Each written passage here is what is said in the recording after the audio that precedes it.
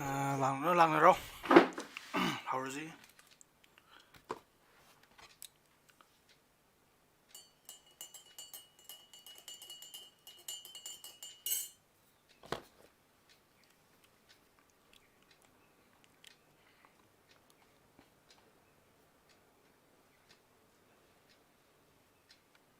morning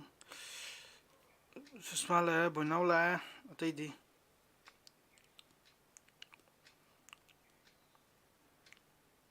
Kailan la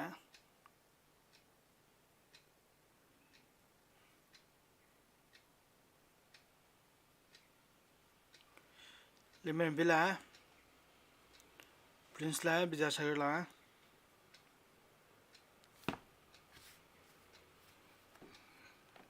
atai di Lanchan bila Rosni la atai di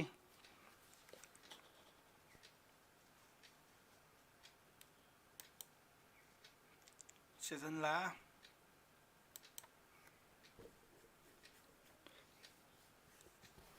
atai di kai chana grazano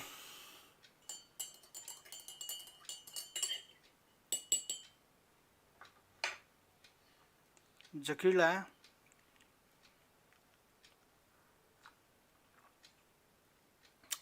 Bidalasmi la Abinas la atai di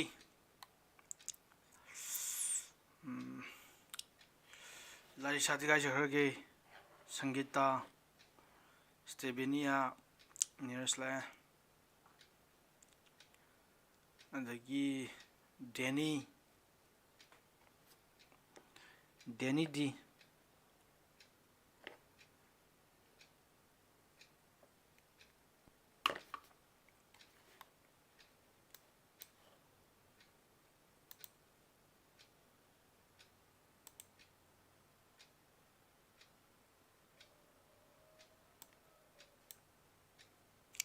Kayo ngasi di mi lang jitu kai dor chano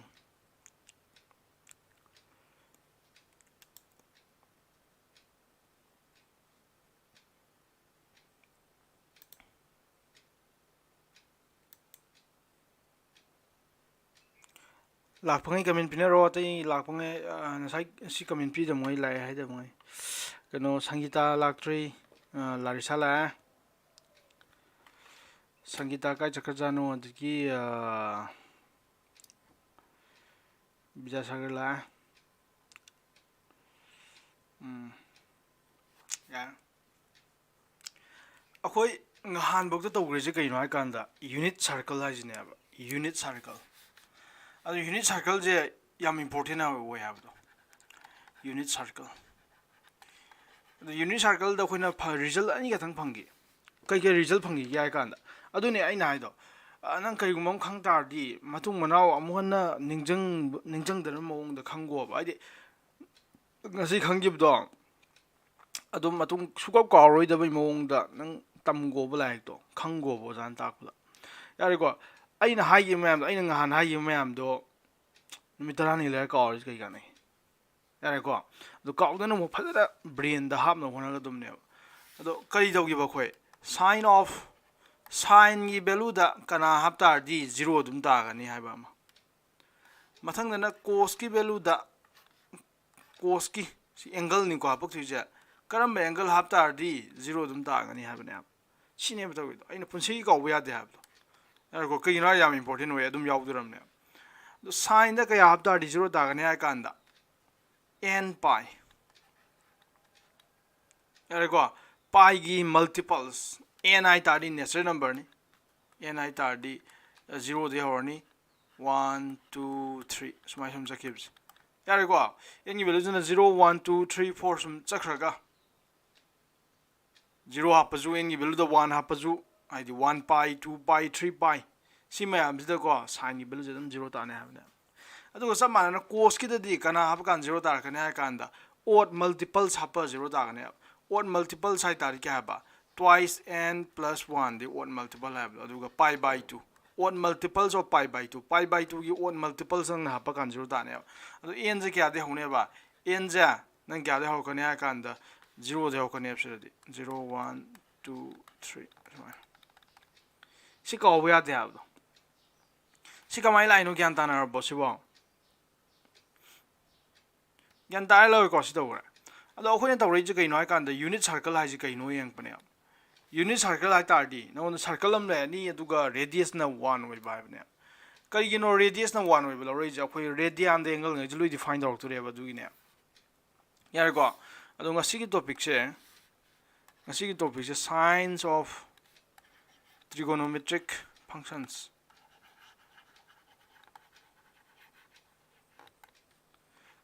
trigonometric functions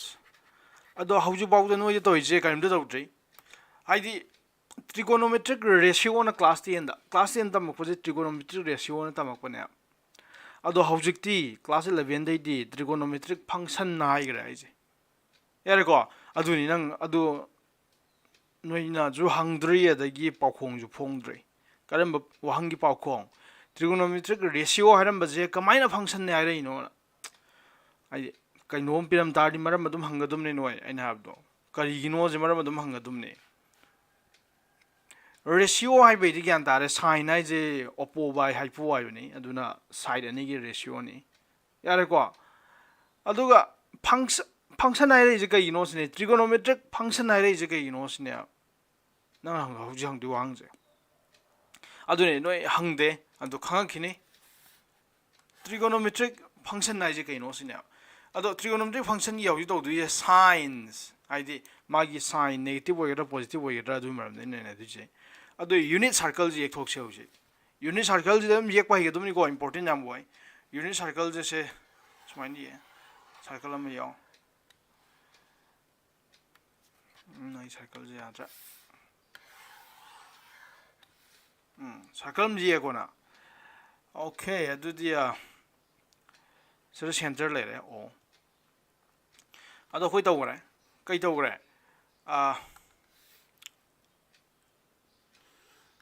ꯂꯩꯔꯦ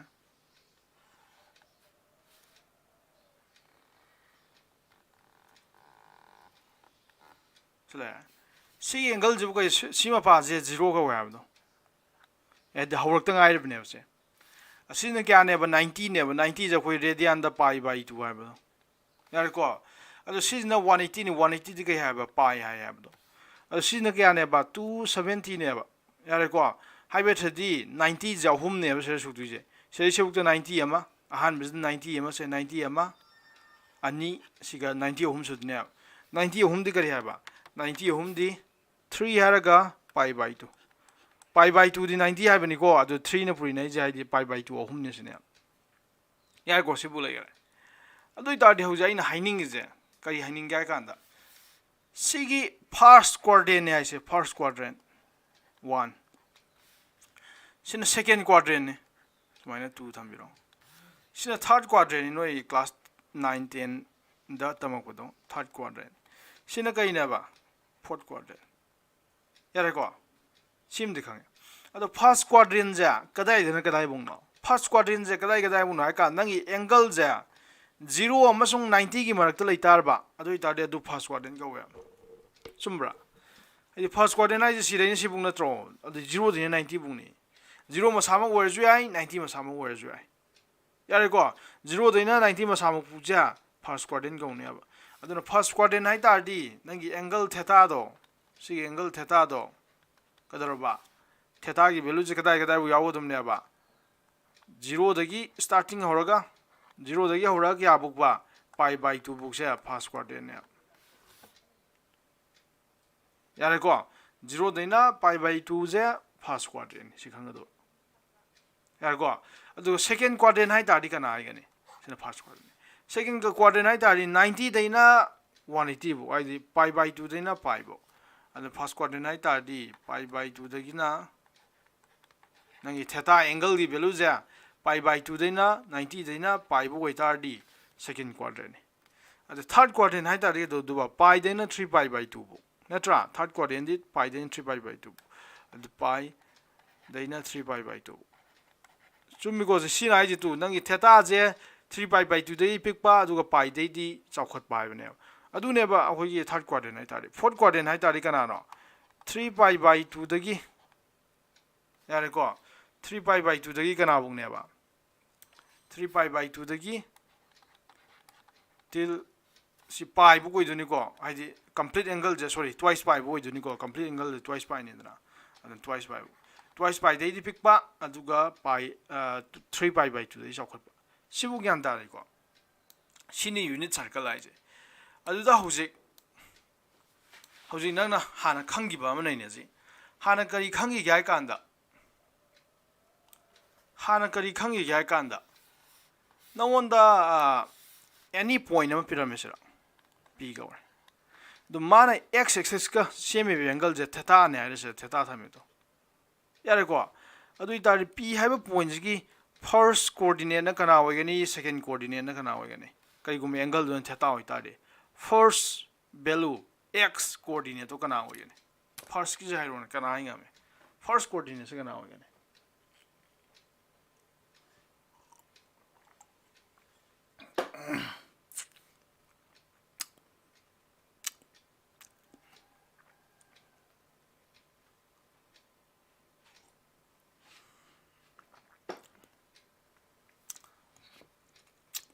Tadi hele na course hai Vidyasagar na 1 hai Niras na plus ngak to wai ni hai tadi aina je first coordinate se kana hoi gani ha bani ko first coordinate se sin hang bana te niras na je plus ngak to wai ni sin hang bana te kana hoi ni ha bani tadi Sushma cos theta Zakir cos theta tadi Boinao na cos hai tadi keno di Rosni di Lanchin badi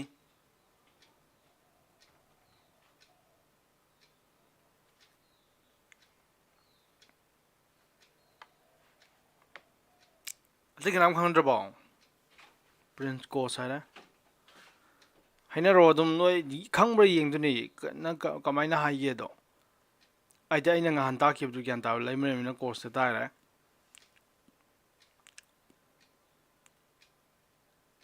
ni rasnai na all wai ni dai di kanam khang ba dai di khangda di khangde hai ga dum ni ko noi comment pi da do no khanga na hauji khangbu do hai ro kari oi du no do khangdragana khangde sar na hai duni ado rosni ju comment da pi de dagi lanchin baju yengdrabo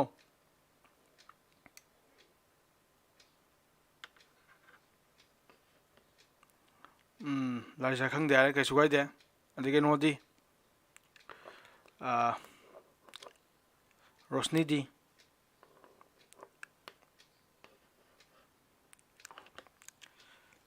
ahan na zikana hoine ba ahan ma zaina course adum hoine hai dudi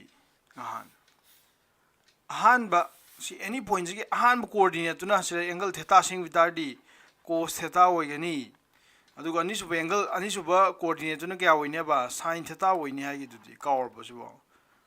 kaw thogan ko si kaw ba yade any point gi yare ko any point lawro aduga ahan coordinate to cos theta hoigani aduba ani suba coordinate tuna sin theta hoine ningjang bolari sa yare ko si gyan tare ko si gyan tare adi highland ge lanchin baga kai chakra jana hongde highland ga min pre lanchin badi ka chakra jana hongde yare ko sile si ni dogri je adui tardi cos size ga namtana te ba akoi na sira cos size ga namtana si x kama y na thamdro ahan ba je x ki value ne habani ani subjina y ki value ne habani aduna ahan ba value ja cos theta hoi je si x की value ने आपसे यार को x की value ने आपसे हान value से cos theta होई x की वैल्यू ने आप अदुगा अनि सुब वैल्यू जे sin वरे जे y की वैल्यू ने आप यंतारबा अदुना x कोऑर्डिनेट से cos theta ने हाइने एनी पॉइंट की अदु y कोऑर्डिनेट ने गदरबा sin theta ने हाइने आप अदु Italy x coordinate y coordinate हाबने अदु नंग एंगल जे theta लौरे आप angle theta lo ba matam da angle theta lo rak ba matam da x की value do cos theta ne habane aidi angle theta lo ko matam da singai ji lore ko si point ji leire haibedi x ta kayam chatli do cos की value ne ba to shene si buk se cos theta ai ne se buk cos theta e kai no ka ma na is da x की value hang bane coordinate ai ta di x na kayam no y na kayam no habane ado si point ji coordinate se x coordinate se cos theta oi haibe thadi ma x ta cos le habane ai di shene si buk sa cos theta habane यारे को अदुगा अनि सुबजिना y coordinates ना sin theta ता है थदि y the क्याम चले हाबने y the क्याम चले दि तो सिरा सिमा पाजी यंग अदुगा सिरैना सिबुकसा कदरबा sin theta ने सिबु क्याम ताब्रो सिबु क्याम ताइ को अदु नंग थाजरगा इ एग्जांपल अमा पिरगा अंत होट के नि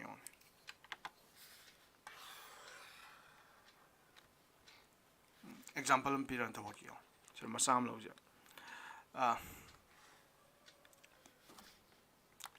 say 30 loads 45 loads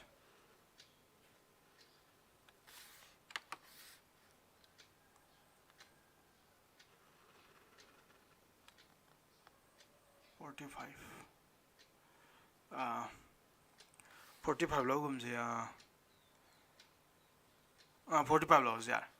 Sija 45 theta equals to theta की value नंग angle जा 45 लौ रखल जाओ 45 ती का माने बा pi by 4 के माने हब तो निंजंग को 45 ती pi by 4 के माने हब तो यारे को सी यारे अतो इतारडी नंगी सिगी पॉइंट जी की p गौरे को सी पॉइंट जी कोऑर्डिनेट से कना वरने बा cos 45 है दे cos pi by 4 कमा sin pi by 4 है बने यारे को आहान न cos ने नि सुबद sin है तो हाई बेट दी cos 45 की वैल्यू क्या था cos 45 की वैल्यू दिन क्लास 10 नि तो निंजंग को 1 by root 2 ताबनी sin 45 की वैल्यू क्या था 1 by root 2 तो 1 by root 2 की वैल्यू क्या नो यंग जे कैलकुलेटर दा 1 by root 2 को सी कैलकुलेटर दा तौडी कांद सिरै के नो मिरंगे सिजना x नि जसिना y axis नि नत्रा सिजना हाना खंगबो नि सिजना x axis नि सिजना x axis नि यारे को अदो सिबु की पॉइंट जा 1 नि सिबु की पॉइंट जो 1 नि सिबु ना -1 होइदनी सिरजु -1 होइदनी हादि कुमदराबनि ना हादि नंग सत खिदन सुमाइना 1 2 माइना मथंग 3 सुमाइ सकेदुने यारे को सिजु माइनस सिना 0 होइदनी -1 -2 अदि सि मखा जेना -1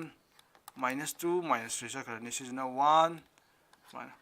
2 sum chakidoni yare ko asis ni laije aduda cos pi by 4 cos 45 value je 1 by root 2 tai je 1 by root 2 ji value je yeng je 1 by root 2 1 divided by root 2 ji ga chara sala root 2 oh kai to je root 2 okay 1 divided by 2 yung to height la 1 divided by 1 divided by root 2 ji kya ba 1 point minus tari je 1 point yeah shala 0 point tari je to 1 divided by root 2 bana to song nei ge shala je 1 divided by root 2 adu shala je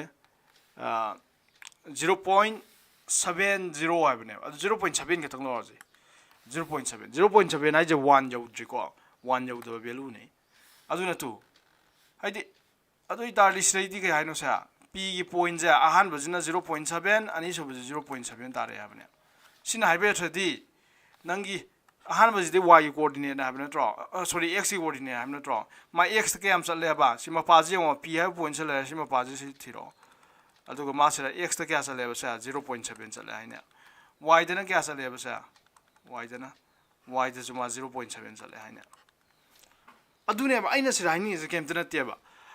नंग any point Lobo मतम दा अहान बा coordinate तो cos theta high जे काम तना ते x की value नि अनि सुबदन y की वैल्यू ने सेबु ग्यान ताब्रो अदुना नि सिराइना सेबुक से क्या ने बा cos थीटा ने नाइस नसि जुबु स्टेबिनिया लाक्ट्रबो अदु सिराइन सेबुक सिना के दरबा sin थीटा ने हाइस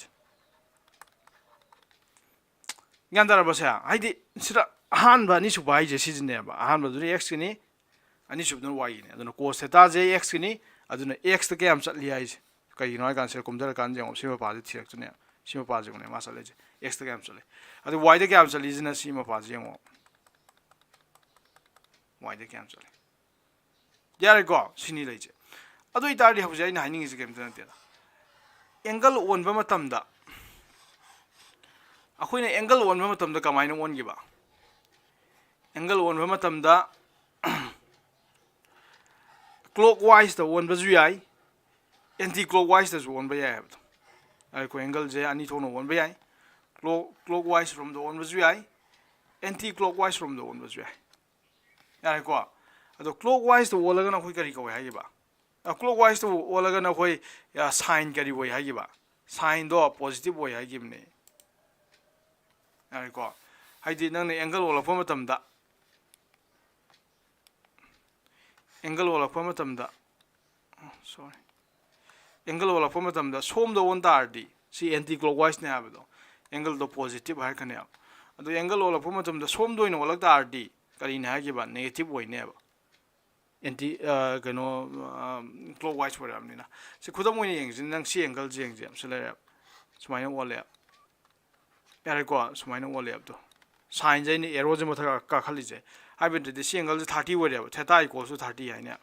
ꯌꯥꯔꯦꯀꯣ ꯑꯗꯣ ꯅꯪ ꯑꯣꯜꯂꯛꯄ ꯃꯇꯝꯗ ꯁꯤꯁꯤꯅ ꯏꯅꯤꯁꯤꯌꯦꯜ ꯁꯥꯏꯗꯇꯨꯅꯤ ꯁꯤꯒꯤ ꯃꯆꯨꯁꯦ ꯁꯤꯒꯤ ꯕ꯭ꯂꯨ ꯃꯆꯨꯁꯤꯅ ꯏꯅꯤꯁꯤꯌꯦꯜ ꯁꯥꯏꯟꯅꯦ ꯁꯦ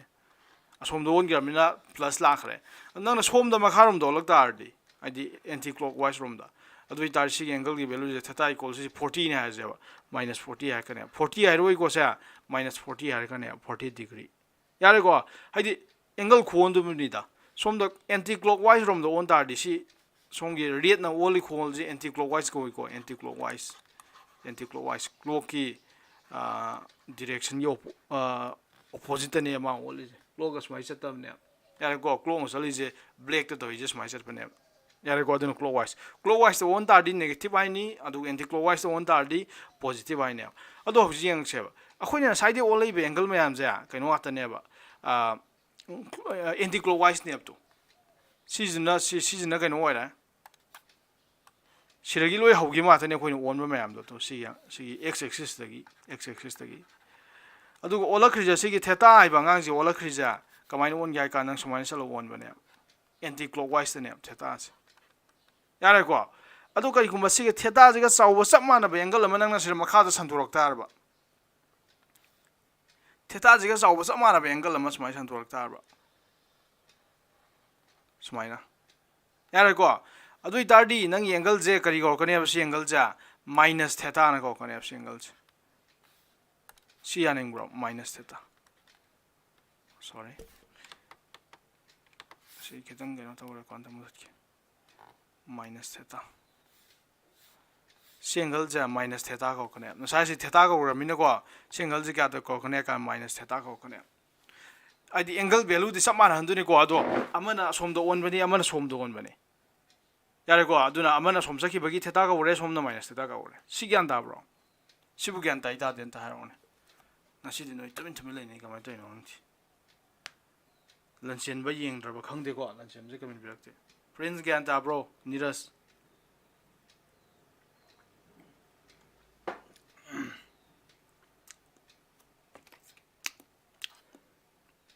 ꯄ꯭ꯔꯤꯟꯁꯀ ꯅꯤꯔꯖꯀꯗꯤ ꯕꯣꯏꯅꯥꯎꯗꯤ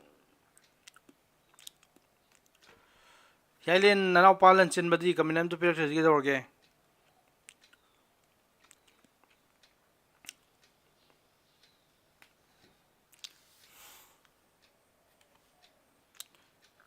ꯖꯀꯤꯔ ꯇꯥꯕ꯭ꯔꯣ ꯖꯀꯤꯔ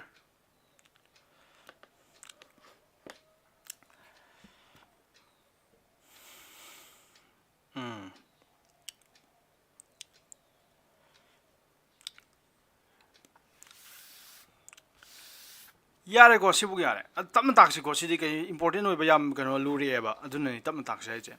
ꯁꯤꯕꯨꯛꯇ ꯌꯥꯔꯦ ꯁꯤꯕꯨꯛꯇ ꯂꯥꯏꯔꯤ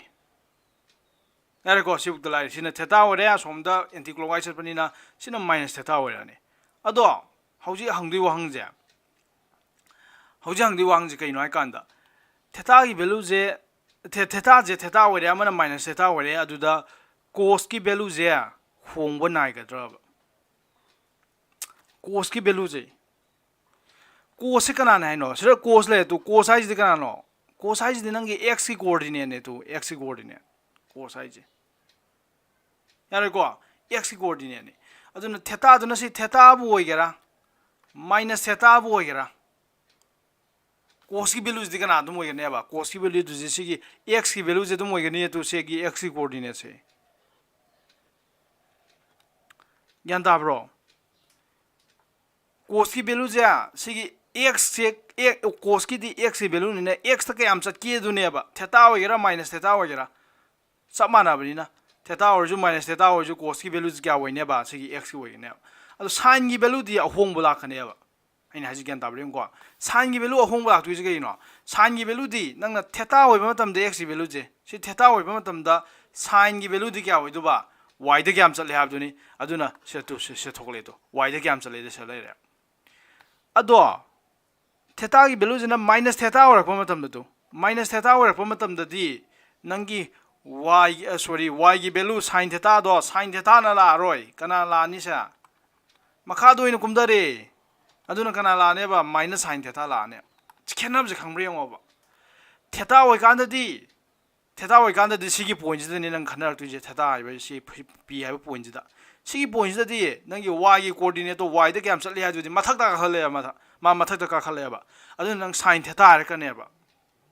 अदु सिगी मथंगी पॉइंट करम पॉइंट p दिया सारजी सिगी p दिया साइबा पॉइंट जददी कदरबा नंग माइनस थीटा ना लाखिब नते माइनस थीटा ना लाखरमनि कई युना का नंग मखा कुमदर खिबा यारे को हाइदे क्लॉकवाइज लाखिबा अदुना नेगेटिव साइन थोलै दुने माइनस थीटा लाखिबा सिददी के दोक्तबा नंगी y की कोऑर्डिनेट तो y दे क्याम चले हाजुदी मखा दो इन कुमदर नेबा नसाइदी मथक का खकिब मखा कुमदर ने मखा कुमदर तारदी नंग sin थीटा ना थमक पया रोय माइनस लानी माइनस sin थीटा सिबु यान ताइ को अदुबो आइन हाइगिबदो सिदी y की वैल्यू गातनी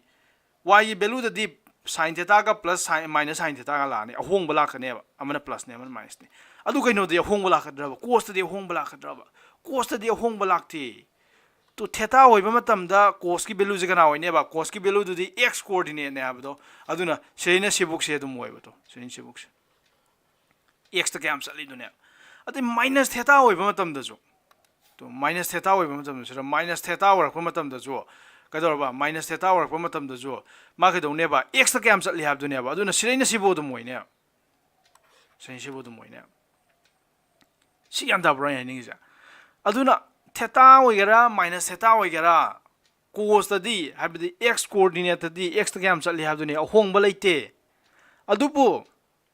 y कोऑर्डिनेट तदी sin तदी अमना मथा कादुनी तु अमना मथा कादुनी अमना मखा कादु मखा कुमदुनी अदुना प्लस माइनस थोकले सिबु क्यान ताब्रो अदुना नंग करी इने हा काना कमाइने रखने हा कांदा कोस थीटा हाइबे वैल्यूगा कोस थीटा हाइबे वैल्यूगा कोस माइनस थीटा हाइबे वैल्यूगा जा करी तौगने माना लैले मे इक्वल्स टू थमखने करी गिनो इने हुजा हाबदो तो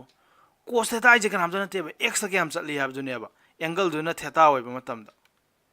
से थीटा होइबा मतमदा अदुना सेन सिबु जे खतंगने सेन सिबु सिने मा चलिस यारे को अदुना होंग लेते अदगी माइनस थीटा होइबा मतमदि सि माइनस थीटा से माइनस थीटा होरकपा मतमदि कोस की वैल्यू हाइतारदी x कोऑर्डिनेट दुनी x त क्याम चली हाबदुने सेन सिबु दुम होइने अदुना होंग लेते अदुना कोस ता थीटा हपकपगा मनुंगदा कोस ता माइनस थीटा हपकपगा मनुंगदा अनि जे सब माननेबा कइनो हाइ कांदा x की वैल्यू द क्याम चट के हाबदुने सि ज्ञान ताब्रो अदो sin द थीटा हपकपगा को अमना sin द माइनस थीटा हपकपगा को माना देबा अनि जे माना रोइबा सि ज्ञान ताब्रो तारो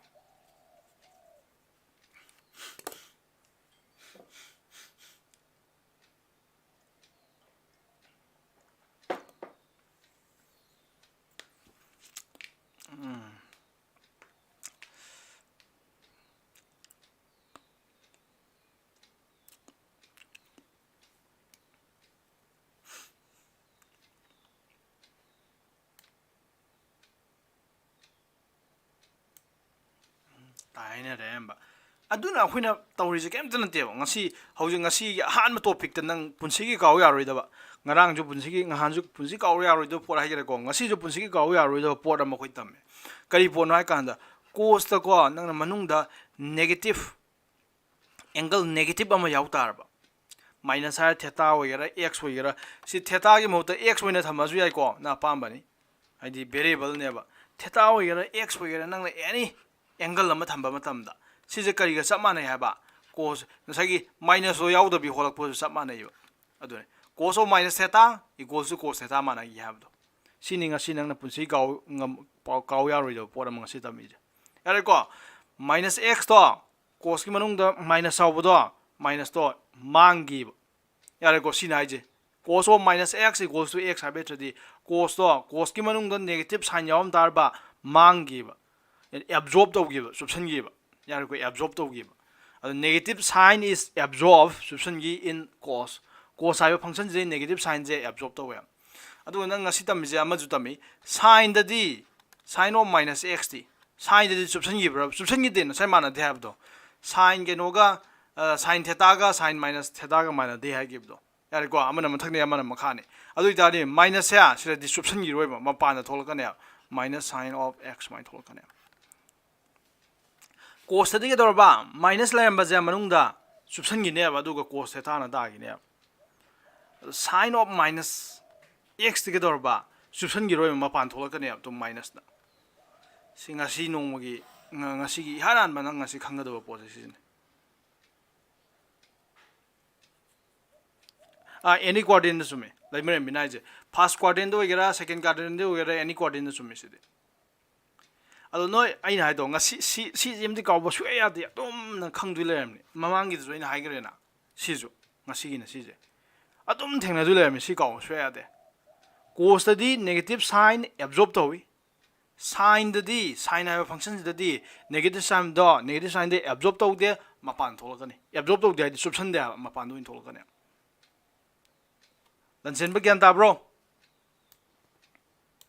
yara go sim laira si hauji do kaw ba ya de aduna minus minus hanga di yung example da minus minus hangya ba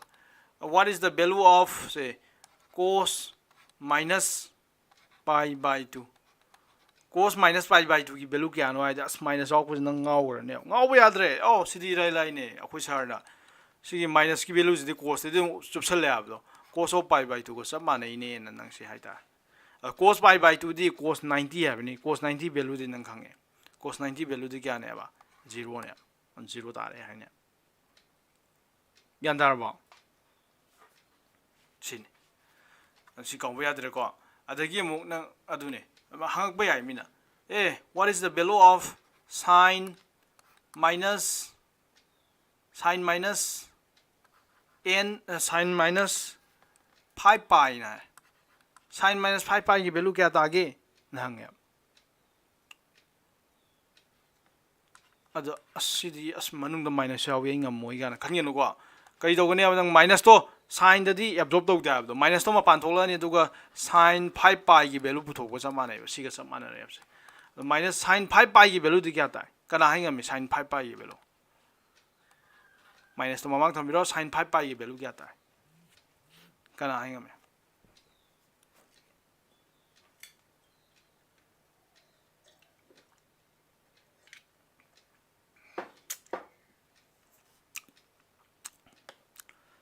sin 5 pi की value का नाम दा हाइंग हम द्रबो अविनाश ना 1 ताई है रे ओके अतै दी अविनाश खतंग लो खंगी जिबो sin 5 pi की value जे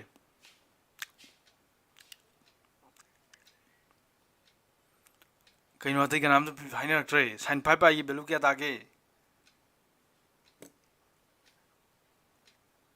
हियालेन 1 है रे हियालेन का अविनाश का थंगलो अतै हाइने रो खंगद्र खंगदे हागा दमने अतै दी हियालेन का कइनो खतंग आरे माले को अविनाश का खतंग आरे माले सुंबन सर हाइंग में अतै दी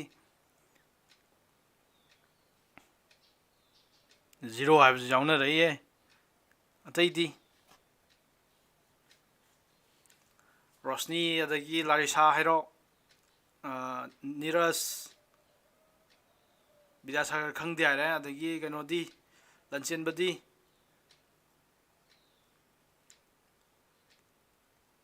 ꯑꯗꯩ ꯄ꯭ꯔꯤꯟꯁꯅ 5 into 180 ꯍꯥꯏꯔꯦ ꯂꯟꯆꯦꯟꯕ 1 ꯍꯥꯏꯔꯦ ꯂꯟꯆꯦꯟꯕꯒ ꯕꯤꯅꯥꯁꯀ ꯍꯤꯌꯥꯏꯂꯦꯟꯒ ꯑꯇꯩꯗꯤ ꯅꯤꯔꯁ 0 ꯍꯥꯏꯔꯦ ꯑꯇꯩꯗꯤ ꯕꯤꯗ꯭ꯌꯥꯂꯛꯁꯃꯤ ꯍꯥꯏꯔꯣ ꯂꯥꯏꯁꯥ ꯈꯪꯗꯦ ꯍꯥꯏꯔꯦ ꯀꯩꯁꯨ ꯀꯥꯏꯗꯦ ꯖꯀꯤꯔ ꯈꯪꯗꯦ ꯍꯥꯏꯔꯦ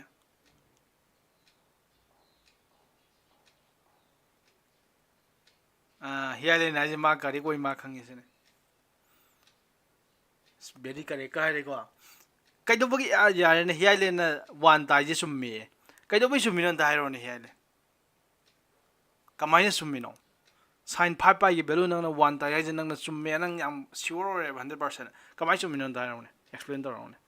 ꯍꯥꯏꯗꯤ ꯅꯪꯅ ꯀꯩꯒꯨꯝꯕ ꯅꯪꯅ ꯆꯨꯝꯃꯦꯗꯣ 100% ꯅꯪꯉꯣꯟꯗ ꯀꯟꯐꯥꯔꯝ ꯇꯥꯖ ꯇꯥꯔꯗꯤ ꯌꯨ ꯍꯦꯞ ꯇꯨ ꯍꯦꯞ ꯑꯦ ꯁ꯭ꯇ꯭ꯔꯣꯡ ꯔꯤꯖꯟ ꯅꯪ 100% ꯀꯔꯦꯛ ꯑꯣꯏꯕ ꯔꯤꯖꯟ ꯑꯃ ꯂꯩꯔꯀꯥꯟꯗꯅꯦꯕ ꯅꯪꯅ ꯆꯨꯝꯃꯦ ꯍꯥꯏꯔꯛꯇꯣꯏꯁꯦ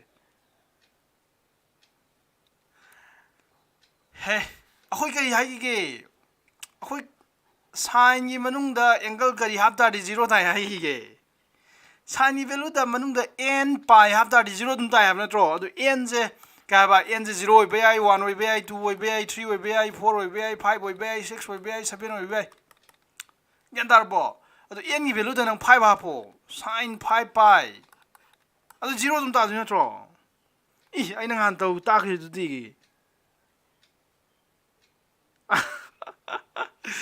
ꯏꯔꯥꯏ ꯂꯥꯏꯕ ꯄꯣꯠꯅꯤꯀꯣ ꯁꯥꯏꯟꯒꯤ ꯃꯅꯨꯡꯗ ꯄꯥꯏꯒꯤ ꯑꯦꯅꯤ ꯃꯜꯇꯤꯄꯜ ꯌꯥꯔꯕ ꯑꯗꯨꯅꯤ ꯂꯣꯏ ꯍꯧꯖꯤꯛꯇꯤ ꯂꯣꯏ ꯅꯣꯛꯅꯔꯦ ꯌꯦꯡꯉꯣ ꯏꯔꯥꯏ ꯂꯥꯏꯕ ꯄꯣꯠꯁꯦ ꯈꯪꯉꯝꯗꯦꯅ ꯌꯥꯔꯕ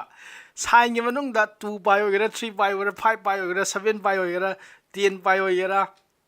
100 ꯄꯥꯏ ꯑꯣꯏꯒꯦꯔꯥ ꯑꯗꯨꯝ 0 ꯇꯥꯏ ꯍꯥꯏꯗꯨꯗꯤ ꯄ꯭ꯔꯤꯟꯁ ꯀꯩꯅꯣ ꯄ꯭ꯔꯤꯟꯁ ꯅꯪꯅ ꯇꯧꯔꯛꯏꯁꯤꯕꯣ 1 ꯇꯥꯏꯒ ꯍꯥꯏꯒꯠꯂꯛꯏꯁꯤꯕꯣ ꯀꯃꯥꯏꯅ ꯇꯧꯔꯤꯅꯣ ꯄ꯭ꯔꯤꯟꯁꯇꯤ 1 ꯇꯥꯏ ꯍꯥꯏꯗꯦ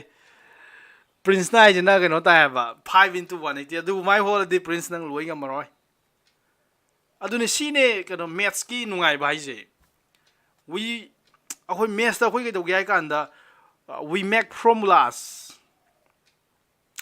ꯌꯥꯔꯦꯀꯣ ꯋꯤ ꯃꯦꯛ ꯐꯣꯔꯃꯨꯂꯥꯁ ꯑꯩꯈꯣꯏ ꯐꯣꯔꯃꯨꯂꯥ ꯀꯩꯅꯣ ꯇꯧꯋꯦꯕ ꯐꯣꯔꯃꯨꯂꯥ ꯁꯦꯝꯃꯦꯕ ꯑꯩꯈꯣꯏꯁꯦ ꯌꯥꯔꯦꯀꯣ ꯑꯩꯈꯣꯏꯅ ꯐꯣꯔꯃꯨꯂꯥ ꯁꯦꯝꯃꯤꯁꯦ ꯀꯩꯒꯤꯅꯣ ꯍꯥꯏ ꯀꯥꯟꯗ ꯃꯇꯨꯡꯗ ꯃꯦꯠꯁꯀꯤ ꯌꯥꯝ ꯅꯨꯡꯉꯥꯏꯔꯤꯁꯦ ꯑꯩꯈꯣꯏ ꯐꯣꯔꯃꯨꯂꯥ ꯁꯦꯝꯃꯤꯁꯦ ꯀꯩꯒꯤꯅꯣ ꯍꯥꯏ ꯀꯥꯟꯗ ꯃꯇꯨꯡꯗ ꯑꯃꯨꯛ ꯍꯟꯅ ꯍꯣꯠꯇꯅꯕ ꯐꯣꯔꯃꯨꯂꯥꯗꯣ ꯄꯥꯜꯂꯒ ꯏꯔꯥꯏ ꯂꯥꯏꯅ ꯍꯣꯠ ꯉꯝꯅꯕꯅꯦꯕ ꯑꯩꯈꯣꯏꯅ ꯐꯣꯔꯃꯨꯂꯥ ꯁꯦꯝꯃꯤꯁꯦ ꯌꯥꯔꯦꯀꯣ ꯑꯗꯨꯅꯤ ꯁꯥꯏꯟ n ꯄꯥꯏꯒꯤ ꯚꯦꯂꯨ 0 ꯇꯥꯔꯝꯅꯦ nꯗꯣ 1 2 3 ꯑꯦꯅꯤꯊꯤꯡ ꯑꯣꯏꯕ ꯌꯥꯏ ꯐ꯭ꯔꯦꯛꯁꯟꯗꯤ ꯑꯣꯏꯕ ꯌꯥꯗꯦ ꯍꯥꯏꯕꯗꯣ ꯃꯄꯨꯝ ꯅꯝꯕꯔꯉꯩ ꯑꯣꯏꯒꯗꯕꯅꯦ 1 2 ꯐ꯭ꯔꯦꯛꯁꯟꯗꯤ ꯑꯣꯏꯕ ꯌꯥꯗꯦ ꯑꯗꯨꯅꯤ ꯁꯥꯏꯟ 5 ꯄꯥꯏꯒꯤ ꯚꯦꯂꯨ 0 ꯑꯗꯨ -0 ꯑꯣꯀꯦ -0 ꯍꯥꯏꯁꯤ 0 ꯆꯞ ꯃꯥꯟꯅꯩ -0 + 0 ꯇꯣꯉꯥꯟꯕ ꯂꯩꯇꯦ ꯁꯤ ꯒ꯭ꯌꯥꯟ ꯇꯥꯔꯕꯣ ꯑꯗꯨꯅꯤ ꯃꯤ ꯑꯃꯅ ꯑꯦꯅꯤ ꯀꯅꯥꯅꯣꯝꯅ ꯀꯣꯁ ꯍꯥꯏꯔꯒ -2 ꯄꯥꯏꯒ ꯍꯥꯏꯔꯛꯄ ꯃꯇꯝꯗ ꯅꯪ ꯀꯩꯝꯇ ꯋꯥꯔꯣꯅꯣꯕ ꯁꯤꯗ ꯃꯥꯏꯅꯁ ꯌꯥꯎꯔꯛꯑꯦꯅ ꯀꯩꯝꯇ ꯋꯥꯔꯣꯅꯣꯕ ꯃꯥꯏꯅꯁꯇꯤ ꯑꯦꯕꯖꯣꯔꯕ ꯇꯧꯈ꯭ꯔꯕꯅꯦ ꯁꯤꯕꯨ ꯌꯥꯔꯦꯀꯣ ꯉꯁꯤ ꯀꯥꯎꯕ ꯌꯥꯗ꯭ꯔꯦ ꯑꯗꯨꯅꯤ ꯅꯣꯏ ꯊꯃꯣꯏ ꯀꯥꯏꯅꯔꯣꯅꯣ ꯏꯔꯥꯏ ꯂꯥꯏꯕꯅꯤ ꯑꯗꯣ ꯅꯣꯏ ꯑꯍꯥꯟꯕ ꯊꯦꯡꯅꯕꯩꯅꯤ ꯁꯤꯗꯤ ꯀꯩꯁꯨ ꯀꯥꯏꯗꯦ ꯌꯥꯔꯕ ꯑꯍꯥꯟꯕ ꯊꯦꯡꯅꯕꯩꯅꯤ ꯁꯤꯗꯤ ꯑꯍꯥꯟꯕ ꯊꯦꯡꯅꯕꯩꯅꯦꯕ ꯁꯤꯗꯤ ꯀꯩꯁꯨ ꯀꯥꯏꯗꯦ ꯑꯗꯨꯗ ꯑꯍꯥꯟꯕ ꯊꯦꯡꯅꯕ ꯍꯥꯏꯁꯤꯗꯤ ꯃꯤ ꯂꯣꯏ ꯁꯣꯏꯅꯩ ꯉꯥꯛꯇꯅꯦ ꯑꯗꯣ ꯑꯩ ꯏꯁꯥꯃꯛꯁꯨ ꯁꯣꯏꯔꯛꯏꯅꯤ ꯑꯩ ꯏꯁꯥꯃꯛꯁꯨ ꯑꯍꯥꯟꯕ ꯊꯦꯡꯅꯒ ꯃꯦꯠꯁ ꯄꯨꯡꯉꯥꯎ ꯉꯥꯎꯔꯤꯅꯤ ꯌꯥꯔꯦꯀꯣ ꯑꯗꯨꯅꯤ ꯆꯞ ꯃꯥꯟꯅꯩ ꯑꯗꯨ ꯀꯩꯁꯨ ꯀꯥꯏꯗꯦ ꯁꯣꯏꯕ ꯀꯩꯁꯨ ꯀꯥꯏꯗꯦ ꯑꯉꯥꯡ ꯉꯥꯛꯇꯅꯤꯅ ꯁꯣꯏꯕ ꯀꯩꯁꯨ ꯀꯥꯏꯗꯦ ꯑꯗꯣ ꯁꯤ ꯂꯩꯔꯦ ꯍꯧꯖꯤꯛ ꯑꯃꯨꯛ ꯇꯧꯔꯛꯇꯣꯏꯁꯦ ꯇ꯭ꯔꯤꯒꯣꯅꯣꯃꯦꯇ꯭ꯔꯤꯛ ꯐꯪꯁꯟꯉꯩꯁꯦ ꯐꯥꯔꯁ ꯀ꯭ꯋꯥꯗ꯭ꯔꯦꯟꯗ ꯀꯔꯤ ꯑꯣꯏꯒꯅꯤ ꯁꯤꯅꯦ ꯄꯣꯖꯤꯇꯤꯚ ꯑꯣꯏꯒꯦꯔꯥ ꯅꯦꯒꯦꯇꯤꯚ ꯑꯣꯏꯒꯗ꯭ꯔꯥ ꯁꯤꯅꯦ ꯐꯥꯔꯁ ꯀ꯭ꯋꯥꯗ꯭ꯔꯦꯟꯁꯦ ꯌꯦꯡꯁꯤꯀꯣ ꯐꯥꯔꯁ ꯀ꯭ꯋꯥꯗ꯭ꯔꯦꯟꯗ ꯅꯣꯏ ꯀ꯭ꯂꯥꯁ 10ꯗ ꯇꯧꯈꯔꯦ ꯐꯥꯔꯁ ꯀ꯭ꯋꯥꯗ꯭ꯔꯦꯟꯗ ꯑꯦꯅꯤ ꯄꯣꯏꯟ ꯂꯧꯔꯁꯦꯕ x, y ꯃꯥꯗꯣ x yꯁꯨ ꯀꯔꯤ ꯑꯣꯏꯅꯦꯕ ꯄꯣꯖꯤꯇꯤꯚ ꯂꯣꯏ ꯑꯣꯏꯅꯤ ꯍꯥꯏꯕꯗꯣ ꯅꯤꯡꯁꯤꯡꯕ꯭ꯔꯥ ꯐꯥꯔꯁ ꯀ꯭ꯋꯥꯗ꯭ꯔꯦꯟꯗꯗꯤ ꯀꯩꯅꯣ ꯍꯥꯏꯀꯥꯟꯗ ꯁꯣꯝ ꯆꯠꯇꯣꯏꯁꯦ 1 2 3 ꯁꯤ ꯄꯣꯖꯤꯇꯤꯚ ꯂꯣꯏ ꯆꯠꯈꯤꯗꯣꯏꯅꯦꯕ ꯁꯣꯝ ꯁꯥꯏꯗꯁꯤꯗꯤ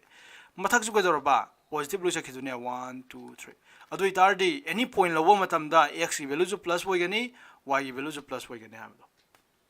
ꯅꯤꯡꯁꯤꯡꯕ꯭ꯔꯗꯣ ꯑꯗꯒꯤ ꯁꯦꯀꯦꯟ ꯀ꯭ꯋꯥꯗ꯭ꯔꯦꯟꯗꯗꯤ ꯁꯤꯗ -1 ꯂꯥꯛꯑꯅꯤ -2 ꯂꯥꯛꯑꯅꯤ -3 ꯂꯥꯛꯑꯅꯤ -4 लानी -5 लानी यारबा सेकंड क्वाड्रेंट ददी के दरबा सेकंड क्वाड्रेंट ददी x की वैल्यू दी नेगेटिव होरगनी यारको x की वैल्यू दी नेगेटिव होरकनी माइनस अदो y की वैल्यू दी पॉजिटिव होरकनी हाबदो कई नाय कांदा x की वैल्यू जी लेफ्ट द चक्रमने y की वैल्यू दी मथक दम कादोरी अदुना x की वैल्यू दना पॉजिटिव y की वैल्यू दना सॉरी x की वैल्यू दना नेगेटिव y की वैल्यू दना पॉजिटिव यारको सेकंड क्वाड्रेंट दा थर्ड क्वाड्रेंट ददी x की वैल्यू जो नेगेटिव चले y की वैल्यू जो नेगेटिव चले अब यारको अदुना नेगेटिव यारबा अदगी सिगी फोर्थ क्वाड्रेंट ददी x की वैल्यू ददी पॉजिटिव चली y की वैल्यू ददी के दरबा नेगेटिव चले अब यारबा y की वैल्यू दी गुम दैसे सीने अब अदो अखोय हौजिकती के दरबा x y ने तौगिद्रमनी अहान बजिना cos थीटा ने हाइग्रमनी cos x थीटा वगैरह x वगैरह विनिंग बो बे को cos x ने हाइग्रमनी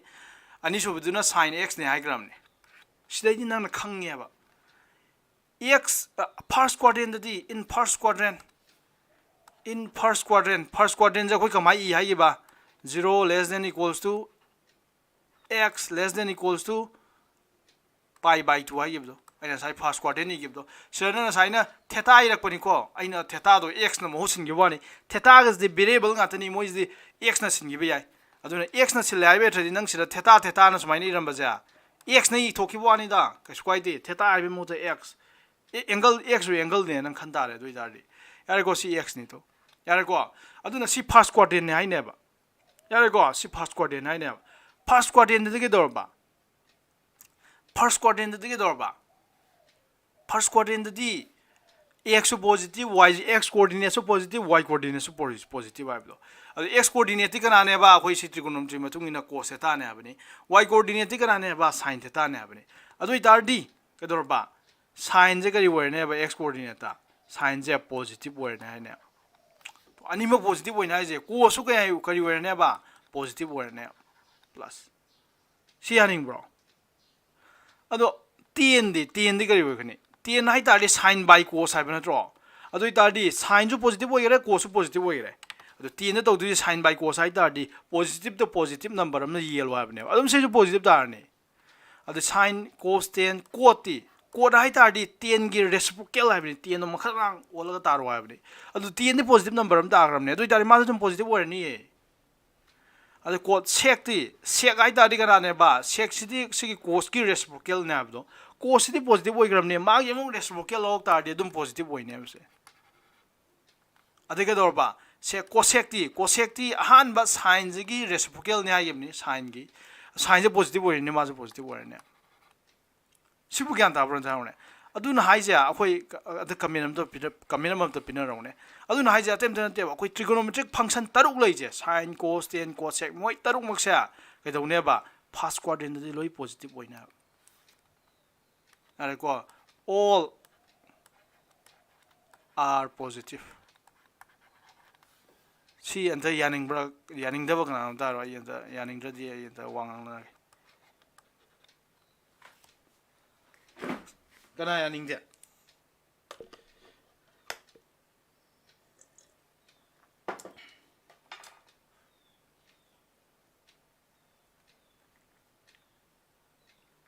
इसनो या की दने यानिंग लोय हाइरेदा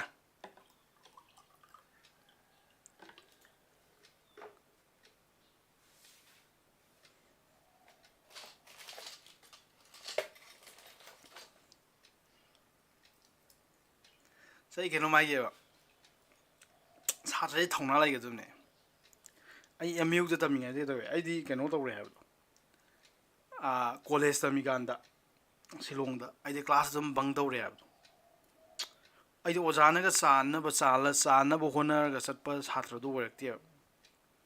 एदा ओजाई क्लास एक नुवाइत्रबा अदुम आई क्लास बंग तौवे इमानब द हारमनी बाय आई प्रॉक्सी पिरमोन प्रॉक्सी पिरोम प्रॉक्सी दिनोय खांगमने प्रॉक्सी आई तारदी होरेन रोल केनो दरकांदा रोल आई कौरकांदा अंत खुम्बियो ना हमने तुमिनो खुमोन आइदि कइगिनो आइगा अटेंडेंस हुददी आई पैखा थाया रुइदा अदो आइना जे पुंग अमा मखाइ नत्रगा पुंग अमा फमकप मतमदुदा इंटरेस्टिंग ओइरबा सब्जेक्ट मैथ्स सिदा मोइना याम बोरिंग ओइना ताए ꯃꯊꯣꯡ ꯃꯔꯝ ꯈꯪꯗꯅ ꯁꯦꯂꯦꯕꯁ ꯀꯚꯔ ꯇꯧꯅꯕ ꯍꯣꯠꯅꯕꯗ ꯄꯛꯇꯥꯛ ꯇꯥꯛꯁꯜꯂꯦꯕ ꯑꯗꯨꯗꯤ ꯑꯩ ꯐꯝ ꯉꯝꯃꯛꯇ꯭ꯔꯦꯕ ꯑꯩ ꯄꯨꯡ ꯑꯃꯗꯣ ꯑꯩ ꯀꯃꯥꯏꯅ ꯐꯝꯗꯣ ꯄꯨꯡ ꯑꯃ ꯃꯈꯥꯏꯗꯣ ꯑꯩ ꯀꯃꯥꯏꯅ ꯐꯝꯗꯣꯏꯅꯣ ꯁꯤꯅꯦꯕ ꯑꯩ ꯌꯥꯝ ꯋꯥꯕꯗꯣ ꯑꯁ ꯑꯩ ꯁꯤ ꯐꯝ ꯉꯝꯃꯣꯏ ꯑꯩ ꯆꯠꯂꯅꯤ ꯍꯥꯏꯔꯒ ꯏꯃꯥꯟꯅꯕꯁꯤꯗ ꯑꯩ ꯀꯛꯆꯤꯡꯗ ꯏꯃꯥꯟꯅꯕ ꯑꯃ ꯂꯩꯌꯦ ꯑꯗꯨꯝ ꯐꯝꯃꯤꯟꯅꯔꯛꯄ ꯚꯥꯏ ꯑꯩ ꯆꯠꯂꯅꯤ ꯍꯥꯏꯔ ꯆꯠꯂꯒ ꯑꯩ ꯑꯗꯨꯝ ꯑꯩꯗꯤ ꯀꯩꯅꯣ ꯆꯠꯈ꯭ꯔꯅꯤ ꯑꯩꯗꯤ ꯑꯩꯈꯣꯏ ꯇꯣꯏꯂꯦꯠ ꯔꯣꯝꯗ ꯆꯠꯈ꯭ꯔꯅꯤ ꯇꯣꯏꯂꯦꯠꯇ ꯋꯥꯏꯐꯥꯏ ꯐ꯭ꯔꯤꯗ ꯐꯪꯉꯦꯕ ꯋꯥꯏꯐꯥꯏꯁꯦ ꯑꯗꯨꯝ ꯁꯤꯖꯤꯟꯅꯔꯒ ꯂꯩꯗꯣꯏꯅꯦ ꯑꯗꯣ ꯋꯥꯏꯐꯥꯏ ꯁꯤꯖꯤꯟꯅꯔꯦꯅ ꯑꯩ ꯐꯤꯂꯝ ꯌꯦꯡꯗꯅ ꯀꯩꯅꯣ ꯇꯧꯔꯒ ꯂꯩꯕ ꯅꯠꯇꯦ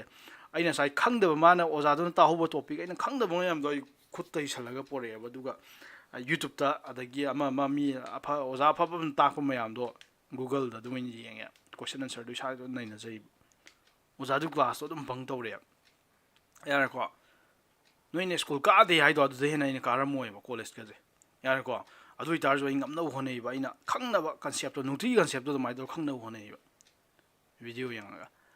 ꯑꯗꯩ ꯑꯗꯨꯗ ꯅꯠꯇꯦ ꯑꯩ ꯑꯦꯝ ꯌꯨꯗ ꯃꯥꯁꯇꯔ ꯇꯧꯕ ꯃꯇꯝꯗ ꯑꯩ ꯀꯩꯅꯣ ꯇꯧꯋꯦꯕ ꯑꯣꯖꯥꯒ ꯑꯗꯨꯝ ꯈꯟꯅꯩꯕ ꯑꯩꯁꯦ ꯌꯥꯔꯦꯀꯣ ꯑꯩ ꯂꯥꯏꯔꯤꯛ ꯍꯩ ꯍꯥꯏꯕ ꯅꯠꯇꯦꯀꯣ ꯑꯩ ꯂꯥꯏꯔꯤꯛ ꯍꯩꯖꯗꯦ ꯇꯁꯦꯡꯅ ꯍꯥꯏꯀꯥꯟꯗ ꯑꯩꯒꯤ ꯄꯥꯟꯗꯝ ꯑꯃꯈꯛꯇꯪ ꯂꯩꯖꯩꯕ ꯑꯩ ꯋꯥꯈꯜꯂꯣꯟ ꯈꯛꯇꯪ ꯂꯩꯖꯩꯕ ꯂꯥꯏꯔꯤꯛ ꯇꯥꯛꯀꯥꯟꯗ ꯁꯨꯝ ꯕꯣꯔꯤꯡ ꯑꯣꯏꯅ ꯇꯥꯛꯏꯁꯦ ꯀꯩꯒꯤꯅꯣ ꯁꯤꯅꯦꯕ ꯑꯩꯅ ꯍꯪꯅꯤꯡꯕ ꯋꯥꯍꯪꯁꯦ ꯂꯥꯏꯔꯤꯛ ꯇꯥꯛꯀꯥꯟꯗ ꯁꯨꯝ ꯕꯣꯔꯤꯡ ꯑꯣꯏꯅ ꯇꯥꯛꯏꯁꯦ ꯀꯃꯥꯏꯅ ꯇꯧꯔꯤꯅꯣ ꯁꯥꯇ꯭ꯔ ꯑꯝꯇꯪ ꯈꯪꯗꯅ ꯇꯨꯝꯅ ꯁꯥꯇ꯭ꯔ ꯃꯌꯥꯝꯁꯨ ꯎꯏꯅꯔꯒ ꯂꯩꯔꯦ ꯑꯗꯒꯤ ꯁꯥꯇ꯭ꯔ ꯃꯌꯥꯝꯅ ꯀ꯭ꯂꯥꯁꯇ ꯐꯝꯃꯤꯗꯣ ꯑꯣꯖꯥꯗꯣ ꯀꯤꯕꯩꯁꯨ ꯅꯠꯇꯦꯕ ꯑꯩꯈꯣꯏ ꯑꯦꯇꯦꯟꯗꯦꯟꯁ ꯁꯨꯗ꯭ꯔꯗꯤ ꯀ꯭ꯂꯥꯁꯇꯣ ꯌꯥꯎꯗ꯭ꯔꯗꯤ ꯃꯥꯅ ꯁꯥꯎꯈ꯭ꯔꯅꯤ ꯃꯥꯔꯛ ꯄꯤꯗꯕ ꯌꯥꯏ ꯑꯗꯒꯤ ꯀꯩꯅꯣ ꯑꯦꯇꯦꯟꯗꯦꯟꯁ ꯀꯩꯅꯣ ꯇꯧꯅ ꯑꯦꯇꯦꯟꯗꯦꯟꯁ ꯁꯨꯗ꯭ꯔꯗꯤ ꯄꯩꯈꯥ ꯊꯥ ꯌꯥꯔꯣꯏ ꯑꯗꯨꯒꯤꯗꯃꯛꯇ ꯐꯝꯕꯅꯦꯕ ꯑꯗꯣ ꯀ꯭ꯂꯥꯁꯇꯨꯗꯤ ꯀꯔꯤꯝꯇ ꯈꯪꯍꯟꯗ꯭ꯔꯦꯕ ꯃꯥ ꯊꯣꯛꯄ ꯑꯃ ꯁꯦꯂꯦꯕꯁꯇꯣ ꯂꯣꯏꯅꯕꯅ ꯇꯥꯛ ꯂꯩꯔꯦꯕ ꯑꯗꯣ ꯑꯣꯖꯥꯗ ꯍꯦꯛꯇ ꯑꯇꯩꯉꯩꯗꯤ ꯀꯌꯥ ꯉꯥꯡꯉꯝꯕ ꯅꯠꯇꯦ ꯊꯧꯅꯥꯗꯣ ꯂꯩꯇꯦꯕ ꯑꯩꯗꯤ ꯍꯦꯛꯇ ꯑꯣꯖꯥꯒ ꯍꯦꯛꯇ ꯈꯟꯅꯩꯕ ꯁꯥꯔꯅ ꯇꯥꯛꯏꯁꯦ ꯁꯤ ꯂꯥꯜꯂꯦ ꯁꯤ ꯂꯥꯟ ꯇꯥꯛꯁꯜꯂꯤꯁꯤ ꯀꯩꯒꯤꯅꯣ ꯀꯥꯏꯅ ꯑꯗꯣ ꯑꯦꯝ ꯌꯨ ꯑꯣꯖꯥꯗꯤ ꯍꯦꯛꯇ ꯑꯗꯨꯃꯥꯏꯅ ꯌꯥꯝ ꯇꯧꯒꯜꯂꯤꯀꯣ ꯄꯛꯇꯥꯛ ꯇꯥꯛꯁꯟꯕ ꯑꯗ ꯑꯦꯝ ꯌꯨ ꯈꯛꯇꯪ ꯅꯠꯇꯦ ꯁꯤ ꯍꯧꯖꯤꯛ ꯑꯌꯥꯝꯕ ꯀꯣꯂꯦꯖꯇꯩ ꯍꯧꯅꯔꯒ ꯑꯌꯥꯝꯕ ꯂꯣꯏ ꯇꯧꯅꯔꯦ ꯌꯥꯔꯦꯀꯣ ꯃꯣꯏꯁꯨ ꯍꯩꯇꯦ ꯍꯥꯏꯕꯗꯤ ꯅꯠꯇꯕ ꯈꯪꯕ꯭ꯔꯥ ꯈꯪꯗꯦ ꯀꯩꯅꯣ ꯈꯪꯗꯦ ꯌꯥꯝ ꯕꯣꯔꯤꯡ ꯑꯣꯏꯕ ꯃꯑꯣꯡꯗ ꯑꯗꯒꯤ ꯀꯩꯅꯣ ꯇꯧꯅꯤꯡꯕ ꯃꯑꯣꯡ ꯇꯥꯏꯌꯦꯕ ꯑꯗꯨꯅ ꯑꯩꯗꯤ ꯍꯦꯛꯇ ꯍꯧꯒꯠꯂꯒ ꯑꯣꯖꯥꯁꯦ ꯍꯦꯛꯇ ꯈꯠꯅꯩꯌꯦꯕ ꯈꯠꯅꯕ ꯂꯥꯏꯔꯤꯛ ꯈꯠꯅꯕ ꯅꯠꯇꯦ ꯁꯥꯔꯅ ꯇꯥꯛꯏꯁꯦ ꯁꯤ ꯇꯧꯒꯗꯕꯁꯦ ꯁꯤ ꯂꯥꯜꯂꯦ ꯅ ꯍꯥꯏꯕꯀꯣ ꯑꯗꯨꯒ ꯃꯥꯁꯨ ꯃꯨꯟꯅ ꯌꯦꯡꯉꯅꯤꯀꯣ ꯂꯥꯜꯂꯦꯅꯦ ꯍꯥꯏ ꯑꯗꯨꯒ ꯅꯪ ꯒꯨꯗ ꯚꯦꯔꯤ ꯒꯨꯗ ꯁꯤ ꯗꯥꯎꯟ ꯍꯥꯏ ꯐꯝꯈꯤꯅꯦꯕ ꯑꯆꯨꯝꯕꯗꯣ ꯇꯥꯛꯑꯣꯏꯕ ꯀꯩꯒꯤꯅꯣ ꯍꯥꯏ ꯀꯥꯟꯗ ꯃꯥ ꯈꯪꯗ꯭ꯔꯕꯅꯤꯅ ꯑꯗꯨꯒꯨꯝꯕ ꯌꯥꯝ ꯂꯩꯀꯣ ꯑꯗꯣ ꯁꯤ ꯀꯩꯅꯣ ꯇꯧꯔꯒ ꯍꯨꯜꯂ ꯉꯥꯡꯕꯗꯤ ꯅꯠꯇꯦ ꯑꯩꯈꯣꯏꯅ ꯊꯦꯡꯅꯕꯗꯨꯅꯤ ꯁꯤ ꯑꯩ ꯏꯇꯣꯟꯇ ꯅꯠꯇꯦ ꯁꯥꯇ꯭ꯔ ꯈꯨꯗꯤꯡꯃꯛꯇ ꯍꯪꯀꯥꯟꯗ ꯑꯗꯨꯝ ꯂꯥꯏꯔꯤꯛ ꯊꯋꯥꯏ ꯌꯥꯎꯖꯕ ꯁꯥꯇ꯭ꯔ ꯈꯨꯗꯤꯡꯃꯛꯇ ꯍꯪꯀꯥꯟꯗ ꯁꯤ ꯑꯗꯨꯝ ꯍꯥꯏꯔꯛꯀꯅꯤꯀꯣ ꯑꯗꯨꯅꯤ ꯁꯤ ꯌꯥꯅꯤꯡꯉꯦ ꯑꯩ ꯀꯤꯕꯩ ꯅꯠꯇ꯭ꯔꯦ ꯑꯩꯈꯣꯏ ꯄ꯭ꯔꯤꯟꯁꯅ ꯍꯥꯏꯁꯦ ꯆꯨꯝꯃꯕꯅꯤꯅ ꯌꯥ ꯇꯥꯕꯅꯦ ꯍꯥꯏꯗꯤ ꯀꯔꯝ ꯀꯥꯟꯗ ꯑꯗꯨꯅꯦ ꯑꯩꯉꯣꯟꯗꯁꯨ ꯐꯥꯎꯔꯤꯁꯦ ꯃꯇꯝꯗꯨꯗ ꯑꯩꯅ ꯌꯥꯅꯤꯡꯗꯕ ꯄꯣꯠꯇꯣ ꯑꯩ ꯀꯩꯗꯧꯕꯩ ꯇꯥꯔ ꯂꯩꯗꯣꯏꯅꯣ ꯑꯩ ꯀꯩꯗꯧꯕꯩ ꯐꯝꯃꯒ ꯌꯥꯅꯤꯡꯉꯦ ꯍꯥꯏꯖꯟꯅꯗꯣꯏꯅꯣ ꯁꯤꯅꯦꯕ ꯑꯩꯅ ꯍꯪꯅꯤꯡꯉꯤ ꯋꯥꯍꯪꯗꯤ ꯑꯗꯨꯅꯦꯕ ꯑꯩꯅ ꯑꯦꯝ ꯌꯨꯒꯤ ꯇꯧꯔꯤꯗꯣ ꯑꯗꯨꯅꯦꯕ ꯄ꯭ꯔꯤꯟꯁꯅ ꯍꯥꯏꯁꯦ ꯑꯩꯅ ꯍꯧꯖꯤꯛ ꯑꯩꯅ ꯈꯜꯂꯤꯁꯦ ꯅꯣꯏ ꯌꯥꯅꯤꯡꯉꯦ ꯍꯥꯏꯁꯦ ꯑꯩ ꯑꯣꯖꯥ ꯑꯣꯏꯕꯒꯤ ꯑꯩꯅ ꯌꯥꯅꯤꯡꯉꯕ ꯍꯪꯕ ꯌꯥꯅꯤꯡꯉꯦ ꯍꯥꯏꯕ ꯃꯥꯜꯂꯨꯔꯦꯕ ꯑꯗꯣ ꯄ꯭ꯔꯤꯟꯁꯅ ꯍꯥꯏꯁꯦ ꯆꯨꯝꯃꯕꯅꯤꯅ ꯍꯥꯏꯗꯤ ꯅꯉꯣꯟꯗ ꯁꯦꯟꯁ ꯑꯃ ꯊꯣꯛꯑꯦꯕ ꯑꯣ ꯁꯤꯗꯤ ꯁꯥꯔꯅ ꯍꯥꯏꯁꯦ ꯆꯨꯝꯃꯦꯅ ꯃꯔꯝ ꯂꯣꯏ ꯆꯥꯏꯅꯦ ꯑꯗꯨ ꯀꯟꯗꯥꯗꯅꯦꯕ ꯅꯣꯏꯅ ꯌꯥꯅꯤꯡꯉꯦ ꯍꯥꯏꯁꯦ ꯅꯠꯇ꯭ꯔꯥ ꯑꯗꯨꯗ ꯌꯥꯅꯤꯡꯉꯦꯅ ꯁꯥ ꯈꯟꯖꯕꯗꯨꯗꯤ ꯀꯩꯁꯨ ꯀꯥꯏꯗꯦꯕ ꯑꯗꯨꯒ ꯌꯥꯅꯤꯡꯉꯦ ꯈꯨꯈꯟꯁꯦ ꯑꯣꯖꯥꯅ ꯍꯥꯏꯔꯦ ꯌꯥꯅꯤꯡꯉꯕ ꯍꯪꯉꯗꯤ ꯌꯥꯅꯤꯡꯉꯦꯅ ꯍꯥꯏꯕ ꯑꯗꯨꯗꯤ ꯌꯥꯗꯦ ꯁꯤꯅꯦ ꯑꯣꯀꯦ ꯌꯥꯔꯦ ꯑꯗꯣ in second quadrant ꯀꯩꯗꯧꯔꯕ second quadrantꯗꯗꯤ ꯅꯪ x ꯀꯤ ꯚꯦꯂꯨꯁꯦ ꯀꯥꯏꯅ ꯍꯥꯏꯈꯤꯕꯗꯣ second quadrantꯗꯗꯤ 90ꯗꯩꯅ 180 ꯐꯥꯎꯅꯦ ꯍꯥꯏꯕꯗꯣ ꯑꯗꯨ 90ꯗꯤ π/2 ꯗꯒꯤ x pi ꯌꯥꯔꯦꯀꯣ 90ꯗꯩꯅ 180 ꯐꯥꯎꯅꯦ second quadrantꯗꯗꯤ ꯀꯩꯗꯧꯅꯤ ꯍꯥꯏ ꯀꯥꯟꯗ second quadrantꯗꯗꯤ ꯉꯁꯥꯏ ꯍꯥꯏꯈꯤꯕꯗꯣ ꯀꯩ ꯍꯥꯏꯈꯤꯕ x ꯀꯤ ꯚꯦꯂꯨꯗꯤ ꯁꯤꯗ ꯍꯥꯏꯁꯦ x ꯀꯤ ꯚꯦꯂꯨꯗꯤ ꯅꯦꯒꯦꯇꯤꯚ ꯑꯣꯏꯔꯅꯤ ꯑꯗꯨꯒ y ꯒꯤ ꯚꯦꯂꯨꯗꯤ ꯄꯣꯖꯤꯇꯤꯚ ꯑꯣꯏꯔꯅꯤ ꯍꯥꯏꯕꯗꯣ ꯌꯥꯔꯦꯀꯣ ꯑꯗꯨ x ꯍꯥꯏꯗꯤ ꯀꯅꯥꯅꯣ x ꯍꯥꯏ ꯇꯥꯔꯗꯤ cosꯅꯦ x ꯍꯥꯏ ꯇꯥꯔꯗꯤ ꯑꯍꯥꯟꯕ ꯀꯣꯑꯣꯔꯗꯤꯅꯦꯠꯇꯨꯅꯦ cosꯅꯦ ꯑꯗꯨ cosꯁꯤ ꯅꯦꯒꯦꯇꯤꯚ ꯑꯣꯏꯔꯅꯤ ꯍꯥꯏꯕꯅꯤ cosꯁꯤ ꯅꯦꯒꯦꯇꯤꯚ ꯑꯣꯏꯔꯅꯤ ꯍꯥꯏꯕꯅꯤ cosꯁꯤ ꯅꯦꯒꯦꯇꯤꯚ ꯑꯗꯣ साइनꯗꯤ ꯀꯩꯗꯧꯔꯕ साइनꯗꯤ ꯄꯣꯖꯤꯇꯤꯚ ꯑꯣꯏꯔꯅꯤ ꯍꯥꯏꯕꯅꯤ ꯁꯤ ꯒ꯭ꯌꯥꯟ ꯇꯥꯕ꯭ꯔꯣ ꯔꯣꯁꯅꯤ ꯁꯤ ꯒ꯭ꯌꯥꯟ ꯇꯥꯕ꯭ꯔꯣ second quadrantꯗꯗꯤ cosꯁꯦ ꯀꯩꯗꯧꯔꯕ ꯅꯦꯒꯦꯇꯤꯚ ꯑꯣꯏꯔꯅꯤ साइनꯁꯦ ꯀꯩꯗꯧꯔꯅꯦꯕ ꯄꯣꯖꯤꯇꯤꯚ ꯑꯣꯏꯔꯅꯦꯕ ꯌꯥꯔꯦꯀꯣ ꯁꯤ ꯌꯥꯅꯤꯡꯉꯦ ꯑꯗꯨ ꯑꯣꯏꯇꯥꯔꯗꯤ ꯍꯧꯖꯤꯛ ꯍꯪꯉꯤꯁꯦ ꯇꯦꯟꯗꯤ ꯇꯦꯟꯗꯤ ꯄꯣꯖꯤꯇꯤꯚ ꯑꯣꯏꯒꯗ꯭ꯔꯥ ꯅꯦꯒꯦꯇꯤꯚ ꯑꯣꯏꯒꯗ꯭ꯔꯥ ꯀꯅꯥ ꯍꯥꯏ ꯉꯝꯃꯦ ꯅꯣꯏ ꯍꯟꯗꯛ ꯀꯃꯦꯟ ꯁꯠ ꯄꯤꯅꯔꯛꯎꯅꯦ ꯇꯦꯟꯁꯦ ꯄꯣꯖꯤꯇꯤꯚ ꯑꯣꯏꯒꯗ꯭ꯔꯥ ꯅꯦꯒꯦꯇꯤꯚ ꯑꯣꯏꯒꯗ꯭ꯔꯥ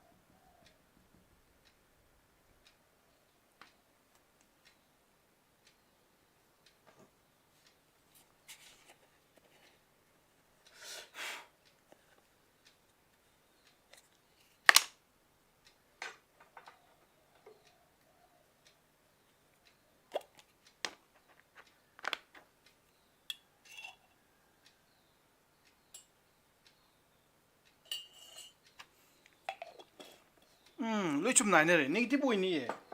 yar ko kai no ai kan da ten hai si kai ne ba sin by cos ne ba sin da cos ne yen ba ne ba sin di positive ni cos negative ni positive da negative ni yen ba je dum negative da du ni masing ani yen kan da ama negative oi am tar ba adum negative oi duram ne yare ko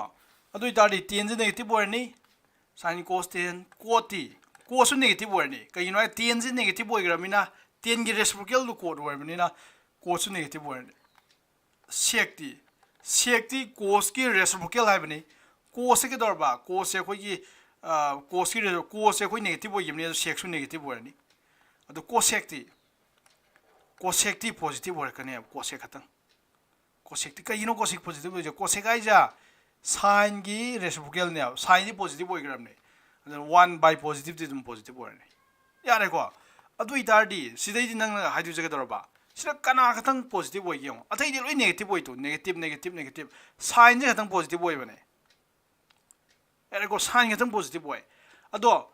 cosec सु positive होई को अदो cosec ते होई खना रोय बा कई नय कांदा अखोइ द यानबा वफम हम लेरे ए साइन पॉजिटिव होई तारदि कोसेक सु तुम पॉजिटिव होई नि कई नय कान साइन के कोसेक जदि अमन अमगी रेसिप्रोकल नि अमन पॉजिटिव होई मंतम द अमजुम पॉजिटिव होई दुरमने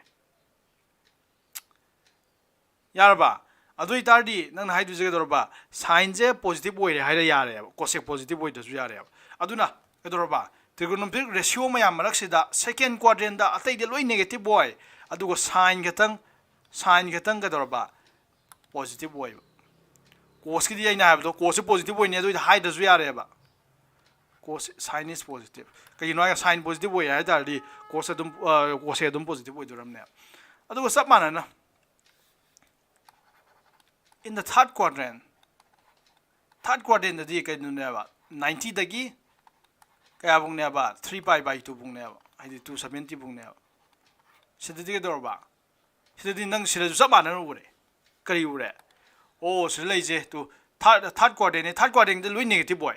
ya re ko third quadrant lui negative boy re si ju negative boy ra ni to na sai positive boy ra ba do negative boy ra ni negative boy re ko sin ju negative boy ra ni cos ju negative boy ra ni अदु 10 दो positive वरनी कई no negative ने कखना positive तायब दो अदु 10 the positive वरनी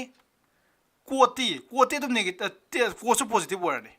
कई no 10 के coat की reciprocal नि कोट 10 पॉजिटिव होय बाजे कोट दम पॉजिटिव होय दरमने सेक्टी नेगेटिव होय नि कई नो का सेक से करा के रेसिप्रोकल ने बा कोस की रेसिप्रोकल ने बा कोस नेगेटिव होय ग्राम ने अदु 10 नेगेटिव होय सेक नेगेटिव वरनी कोसेक सु नेगेटिव वरनी कई नो का साइन नेगेटिव होय गिमने यारे को अदु इतारदी थर्ड क्वाड्रेंट ददी नंग खंदुजे ओ अखोई थर्ड क्वाड्रेंट ददी पॉजिटिव होय जे कनानो हाय कांदा 10 खतंग ने अदु कोसु पॉजिटिव होय को कोसु पॉजिटिव होय अदु आइना हबदो 10 पॉजिटिव होय रे खंगी तारदी कोर दु मोय दुरमने दम कोति हायना देबा यारे को अदुना 10 खतंग पॉजिटिव होय हायने अदुना इन सेकंड क्वाड्रेंट अतै लोइ नेगेटिव होय रे अदुगो 10 जे कदरबा 10 is positive शिबु ज्ञान ताइ लबि को मथंग थर्ड क्वाड्रेंट दा मुयंग जे फोर्थ क्वाड्रेंट बा इन फोर्थ क्वाड्रेंट दे गइने बा कोई ये 3 पाई बाय 2 दगी 2 पाई बो यारे को आइदी 360 बुने बा आइदी थर्ड क्वाड्रेंट आइ जे 270 दगी 360 बुने सिजने सिदा दिगे दरबा कना पॉजिटिव बॉय सिदा दी नंग साइ यंगो थर्ड क्वाड्रेंट ददी नंग साइ काय हागी बा तो छरा अहान बिजन प्लस होइनी अनि जुबसे माइनस होइनी हागिबने अदुइ दादी प्लस कोसे पॉजिटिव होइरे हाइने अपसराइ यारा को अदु सेंटा मसक्या यौ अंत या चुमरे यौ ने आइदी थर्ड क्वाड्रेंट फोर्थ क्वाड्रेंट ददी कदरबा x की वैल्यू ना पॉजिटिव होइनी y की वैल्यू ना नेगेटिव होइनी हागिबने अदो अहान बे x की वैल्यू जे कनाने हाइगरबा खोइस्तदि कोस ने हाइगरे अदो कोस ते पॉजिटिव होइनी हाइने अपसे साइन जे नेगेटिव होइनी हाइने यारे को 10 दिगरा होइनी 10 the sign by cos हाइबनी negative तो पॉजिटिव ने येन बनी सि नेगेटिव होइने द कोटी क्या तानी कोट हाइजे 10 की रेसिप्रोकल ने अदुना 10 नेगेटिव होय बाय जे कोस दुम नेगेटिव होय दोरमने अदु सेक्टी क्या ताने सेक्टी कोस की रेसिप्रोकल ने कोस हाइजे दी पॉजिटिव ने सेक्सु क्या ताने बा पॉजिटिव ताने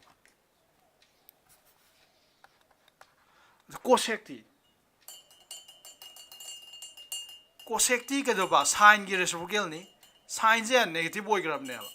adu itardi kadorba cosec su negative oirne adu sira yu phangi je kanam janate nang sira kaino kadang ni positive oije cos kadang ni na positive oije cos kadang ni na positive oije chumbro cos kadang nang positive oije cos kadang positive oibani na kaino ju sec su positive oiduni ko ado nang aina habdo cos positive oigi tardi sec ka cos ka di reciprocal ni sec ti tum positive oini nang khangam ne adu na koi hainate adu cos kadang ai ati di loi negative ne adu na ka doraba fourth quadrant da only cos is positive aduna see os cos is positive yare ko aduna si je nang pha da yade yare ko si dum khang da yade mi ne dang pe sin je second quadrant da positive oibra negative oibra aduna tragana tan je second quadrant da positive oibra nantar third quadrant da positive oibra negative oibra adu mayam do nang khalla leitar di nang da mata mangane ba aduna phana ba ai coffee ju yam pam jabni na ina yam pam ba formula ju ko si formula ja nang kari formula mantram pha tar yar ko ina coffee yam pam ni na si a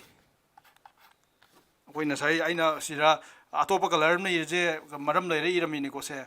si yong tu color aina green na iri je ata ina red iri si green na iri je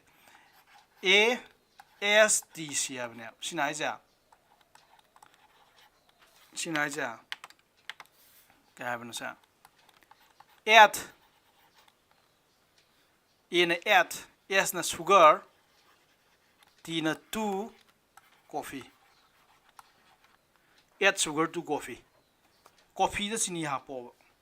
ado coffee da sini hapa je hawbudi hawbibo sini chaw je phatte ko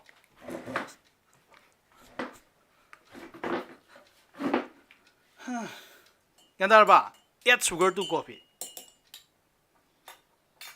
si formula ju phangam godro add sugar to coffee ASTC ai je ASTC ga na phawnu ko nang adum kauni arba aduna ga na ba Larisana Hima have a tambi gives a gay hell in the Hima to my Adu Tardi Gadorba. Yet sugar to coffee.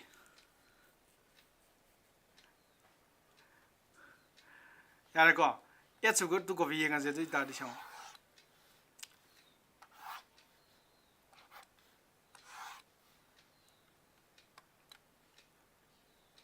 Yarako. Yet sugar to coffee is a minor walk to Yangji.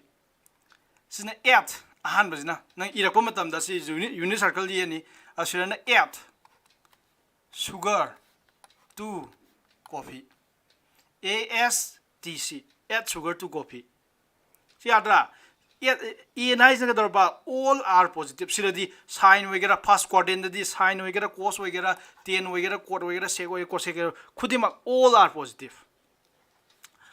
Yes, the second quadrant the yes I yes the gana sign only sign is positive. Sign positive we mean cosec positive we do Nikoduna the first quadrant second quadrant the only sign is positive plus cosec positive. Aduga third quadrant only 10 is positive. 10 positive we mean quad positive we don't hang them adu atai diloi negative. Aduna tina is only 10 is positive. C the fourth quadrant na only cosine cosec ibnati go.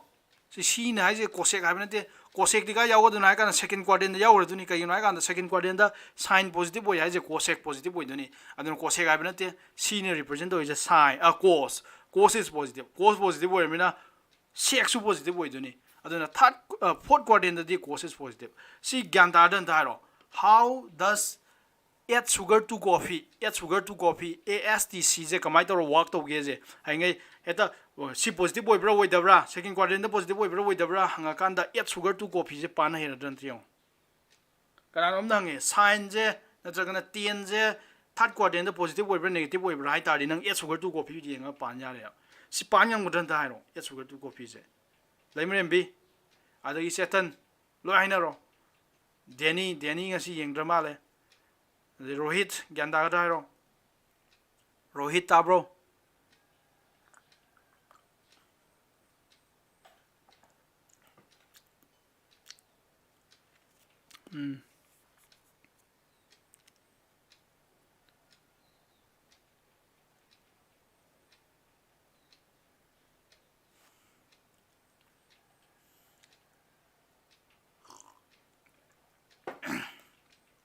ꯁꯤ ꯅꯣꯏ class 11 ꯅꯣꯏ ꯍꯧꯖꯤꯛ class 12 ꯀꯥꯕ ꯑꯉꯥꯡ ꯃꯌꯥꯝ ꯌꯥꯎꯔꯦꯗꯅ ꯍꯟꯗꯛ class 12 ꯀꯥꯕ class 11 ꯗ ꯅꯣꯏ ꯑꯣꯖꯥꯅ 8 sugar 2 coffee ꯁꯦ ꯍꯥꯏꯔꯛꯄ꯭ꯔꯥ ꯊꯦꯡꯅꯈ꯭ꯔꯕ ꯍꯥꯟꯅ 8 sugar 2 coffee ꯍꯥꯏꯕ ꯀꯩꯅꯣꯁꯦ ꯁꯤ ꯊꯦꯡꯅꯈ꯭ꯔꯕ ꯅꯣꯏ ꯑꯣꯖꯥꯅꯒ ꯍꯥꯏꯔꯛꯇꯅ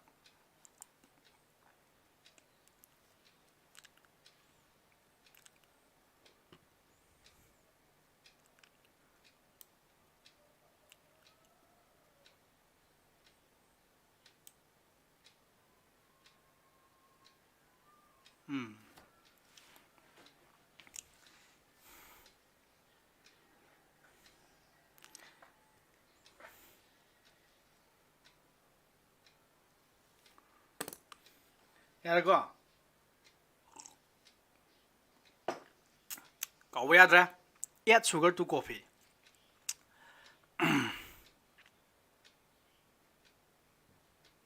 ꯕꯤꯖꯌꯂꯛꯁꯃꯤꯅ ꯍꯥꯏꯁꯦ ꯌꯦꯡꯉꯣ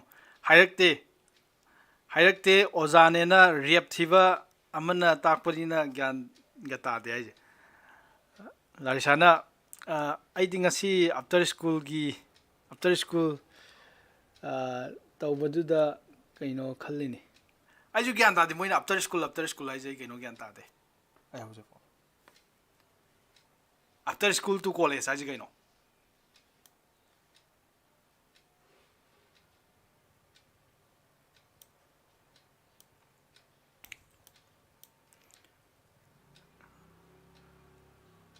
ꯀꯔꯤꯅꯣ ꯀꯅꯥꯝꯇ ꯑꯦꯛꯁꯄ꯭ꯂꯦꯟ ꯇꯧꯔꯣ ꯑꯩꯁꯨ ꯒ꯭ꯌꯥꯟ ꯇꯥꯖꯒꯦꯗꯅ ꯑꯩꯁꯨ ꯑꯗ ꯅꯣꯛꯆꯒꯦꯗꯅ ꯑꯣ ꯑꯣ ꯀ꯭ꯂꯥꯁ ꯀꯩꯅꯣ ꯀꯥꯜꯂꯦ ꯍꯥꯏꯕ ꯀ꯭ꯂꯥꯁ 11 ꯀꯩ ꯍꯥꯏꯅꯣ ꯀ꯭ꯂꯥꯁ 11 ꯀꯥꯜꯂꯒ ꯀꯥꯜꯂꯛꯑꯦ ꯑꯩꯈꯣꯏꯗꯤ ꯑꯣ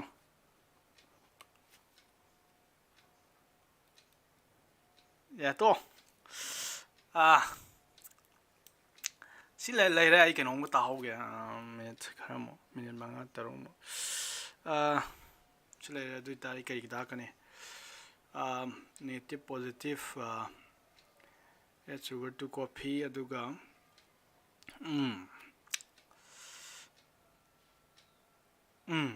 ꯍꯧꯖꯤꯛ ꯀꯩꯅꯣꯝ ꯇꯥꯍꯧꯒꯦ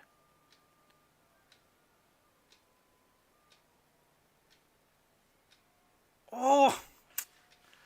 8 sugar 2 coffee ꯗꯣ after school to college ꯍꯥꯏꯕ ꯑꯣ ꯐꯖꯩ after school to college ꯒ꯭ꯌꯥꯟ ꯇꯥꯔꯦ ꯅꯣꯏ ꯑꯄꯥꯝꯕ ꯃꯑꯣꯡꯗ ꯍꯥꯏꯒꯦꯔꯦꯀꯣ ꯍꯥꯏꯅꯤꯡꯕ ꯍꯥꯏꯔꯣ after school to college ꯕꯨ ꯍꯥꯏꯒꯦꯔꯣ 8 sugar 2 coffee ꯕꯨ ꯍꯥꯏꯒꯦꯔꯣ ꯑꯄꯥꯝꯕ ꯍꯥꯏꯔꯣ all school transfer certificate ꯁꯤꯁꯦ ꯅꯣꯏ ꯑꯄꯥꯝꯕ ꯃꯑꯣꯡꯗ ꯍꯥꯏꯔꯣꯀꯣ ꯅꯣꯏ ꯑꯄꯥꯝꯕ ꯃꯅꯤꯄꯨꯔꯤꯗ ꯊꯣꯟꯒꯦꯔꯥ ꯏꯪꯂꯤꯁꯇ ꯊꯣꯟꯒꯦꯔꯥ ꯅꯣꯏ ꯑꯄꯥꯝꯕ ꯃꯑꯣꯡꯗ ꯍꯥꯏꯅꯔꯣ ꯑꯗꯨꯗꯤ ꯀꯩꯁꯨ ꯀꯥꯏꯗ꯭ꯔꯦ ꯕꯣꯏꯅꯥꯎꯅ ꯍꯥꯏꯁꯦ ꯉꯁꯤ ꯀ꯭ꯂꯥꯁ 12ꯒꯤ ꯉꯁꯤ ꯇꯧꯔꯣꯏ ꯀꯩꯒꯤꯅꯣ ꯍꯥꯏꯀꯥꯟꯗ ꯀ꯭ꯂꯥꯁ 12ꯒꯤꯁꯦ ꯁꯥꯇ꯭ꯔ ꯑꯃꯅꯤ ꯈꯛꯇꯪꯅꯦꯕ ꯑꯩ ꯊꯥ 6 ꯁꯥꯇ꯭ꯔ ꯑꯃ ꯑꯅꯤꯗꯣ ꯈꯛꯇꯪ ꯑꯩ ꯇꯥꯛꯄ ꯉꯝꯃꯣꯏꯀꯣ ꯌꯥꯔꯦꯀꯣ ꯑꯗꯨꯅ ꯃꯇꯝ ꯈꯔ ꯉꯥꯏꯃꯤꯟꯅꯈꯤꯁꯤ ꯃꯇꯝ ꯈꯔ ꯍꯥꯏꯗꯤ ꯀ꯭ꯂꯥꯁ 12 ꯌꯥꯎꯒꯦ ꯍꯥꯏꯕ ꯁꯥꯇ꯭ꯔꯁꯤ ꯌꯥꯝ ꯌꯥꯎꯗꯦꯕ ꯑꯗꯨꯅ ꯃꯇꯝ ꯈꯔ ꯉꯥꯏꯃꯤꯟꯅꯈꯤꯁꯦ ꯑꯗꯣ ꯁꯥꯇ꯭ꯔ ꯈꯔ ꯌꯥꯝꯀꯥꯟꯗ ꯇꯧꯕ ꯌꯥꯕ꯭ꯔꯥ ꯌꯦꯡꯁꯦ ꯑꯩ ꯊꯥ 6 ꯆꯨꯞꯅ ꯑꯩ ꯂꯥꯎ ꯉꯝꯃꯣꯏ ꯁꯥꯇ꯭ꯔ 2 3 ꯈꯛꯇꯪꯗ ꯌꯦꯡꯁꯦ ꯃꯇꯝ ꯈꯔ ꯉꯥꯏꯈꯤꯁꯤꯀꯣ ꯕꯣꯏꯅꯥꯎ ꯑꯗꯨꯗꯤ ꯁꯦ ꯌꯥꯝ ꯏꯟꯇꯔꯦꯁꯇꯤꯡ ꯑꯣꯏꯕ ꯇꯣꯄꯤꯛ ꯑꯃꯁꯨ ꯇꯧꯁꯦ ꯍꯧꯖꯤꯛꯀꯤꯗꯣ ꯂꯣꯏ ꯈꯪꯉꯦ 8 sugar 2 coffee ꯉꯁꯤ ꯇꯧꯔꯤꯁꯦ ꯄꯣꯠ ꯑꯅꯤ ꯈꯛꯇꯪꯅꯤ ꯀꯔꯤ ꯀꯣꯁꯇꯗꯤ ꯅꯦꯒꯦꯇꯤꯚ ꯑꯦꯕꯖꯣꯔꯞ ꯇꯧꯋꯦ ꯁꯥꯏꯟꯗꯗꯤ ꯅꯦꯒꯦꯇꯤꯚ ꯑꯦꯕꯖꯣꯔꯞ ꯇꯧꯗꯦ ꯃꯄꯥꯟꯗ ꯊꯣꯛꯂꯛꯀꯅꯤ ꯆꯨꯞꯁꯟꯗꯦ ꯃꯄꯥꯟꯗ ꯊꯣꯛꯂꯛꯀꯅꯤ ꯌꯥꯔꯦꯀꯣ ꯁꯤꯝ ꯇꯧꯈꯔꯦ ꯁꯤ ꯄꯨꯟꯁꯤ ꯀꯥꯎ ꯌꯥꯗꯕ ꯄꯣꯠ ꯉꯥꯛꯇꯅꯦ ꯍꯥꯏꯕꯗꯣ ꯑꯗꯨ ꯃꯊꯪꯅ ꯀꯔꯤ ꯇꯧꯈ꯭ꯔꯕ 8 sugar 2 coffee 8 sugar 2 coffee ꯁꯤ ꯑꯍꯨꯝꯁꯦ ꯅꯪ ꯁꯤꯒꯤ ꯑꯅꯤꯁꯦ ꯉꯁꯤ ꯇꯧꯕ ꯇꯣꯄꯤꯛꯅꯦ ꯉꯁꯤ ꯄꯨꯟꯁꯤ ꯀꯥꯎꯕ ꯌꯥꯗꯦ ꯁꯤꯝꯁꯨ ꯂꯩꯔꯦ ꯑꯗꯨꯝ ꯑꯃꯇꯪꯒ ꯇꯧꯔꯝꯁꯦ ꯃꯆꯥ ꯑꯃꯇꯪꯒ ꯅꯪ ꯁꯥꯏꯟꯒꯤ ꯚꯦꯂꯨꯁꯦ 1ꯗꯩ ꯆꯥꯎꯕ ꯚꯦꯂꯨ ꯑꯃ ꯇꯥꯍꯟ ꯉꯝꯒꯗ꯭ꯔꯥ ꯀꯅꯥ ꯍꯥꯏ ꯉꯝꯃꯦ ꯁꯥꯏꯟꯒꯤ ꯚꯦꯂꯨꯁꯦ ꯅꯪ ꯁꯤꯗ angle ꯍꯥꯞꯅꯤꯡꯒ ꯍꯥꯞꯄꯣꯕ 1 dai chaw value um tangam gora sin gi value je sin 1000 hape khalo je angle je 1000 angle 1000 degree yang wo nang sin gi value je nang thajar calculator de yang ji ko calculator de yang ji ko calculator yang ji ko sin trigonometry jamano sin sin le ko so sin thami ju bre um to sira pick na sin thami je mathak sin ara ga sin 1000 half ke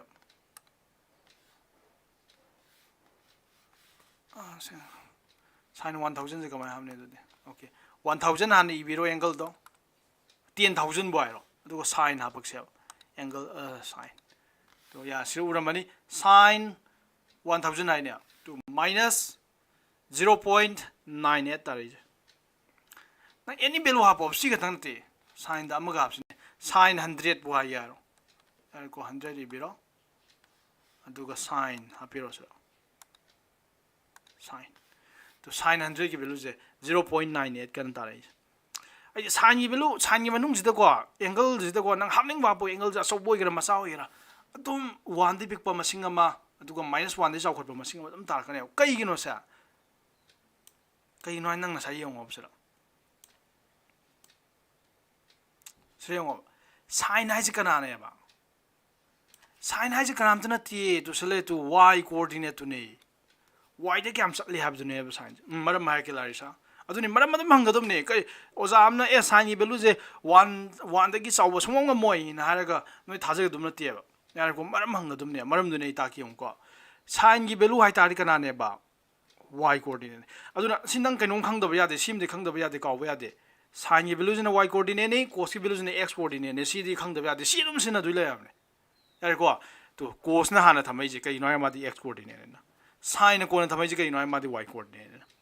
aduna sin gi value ja kador ba sin ja adum kador ba y value ne ba sin ja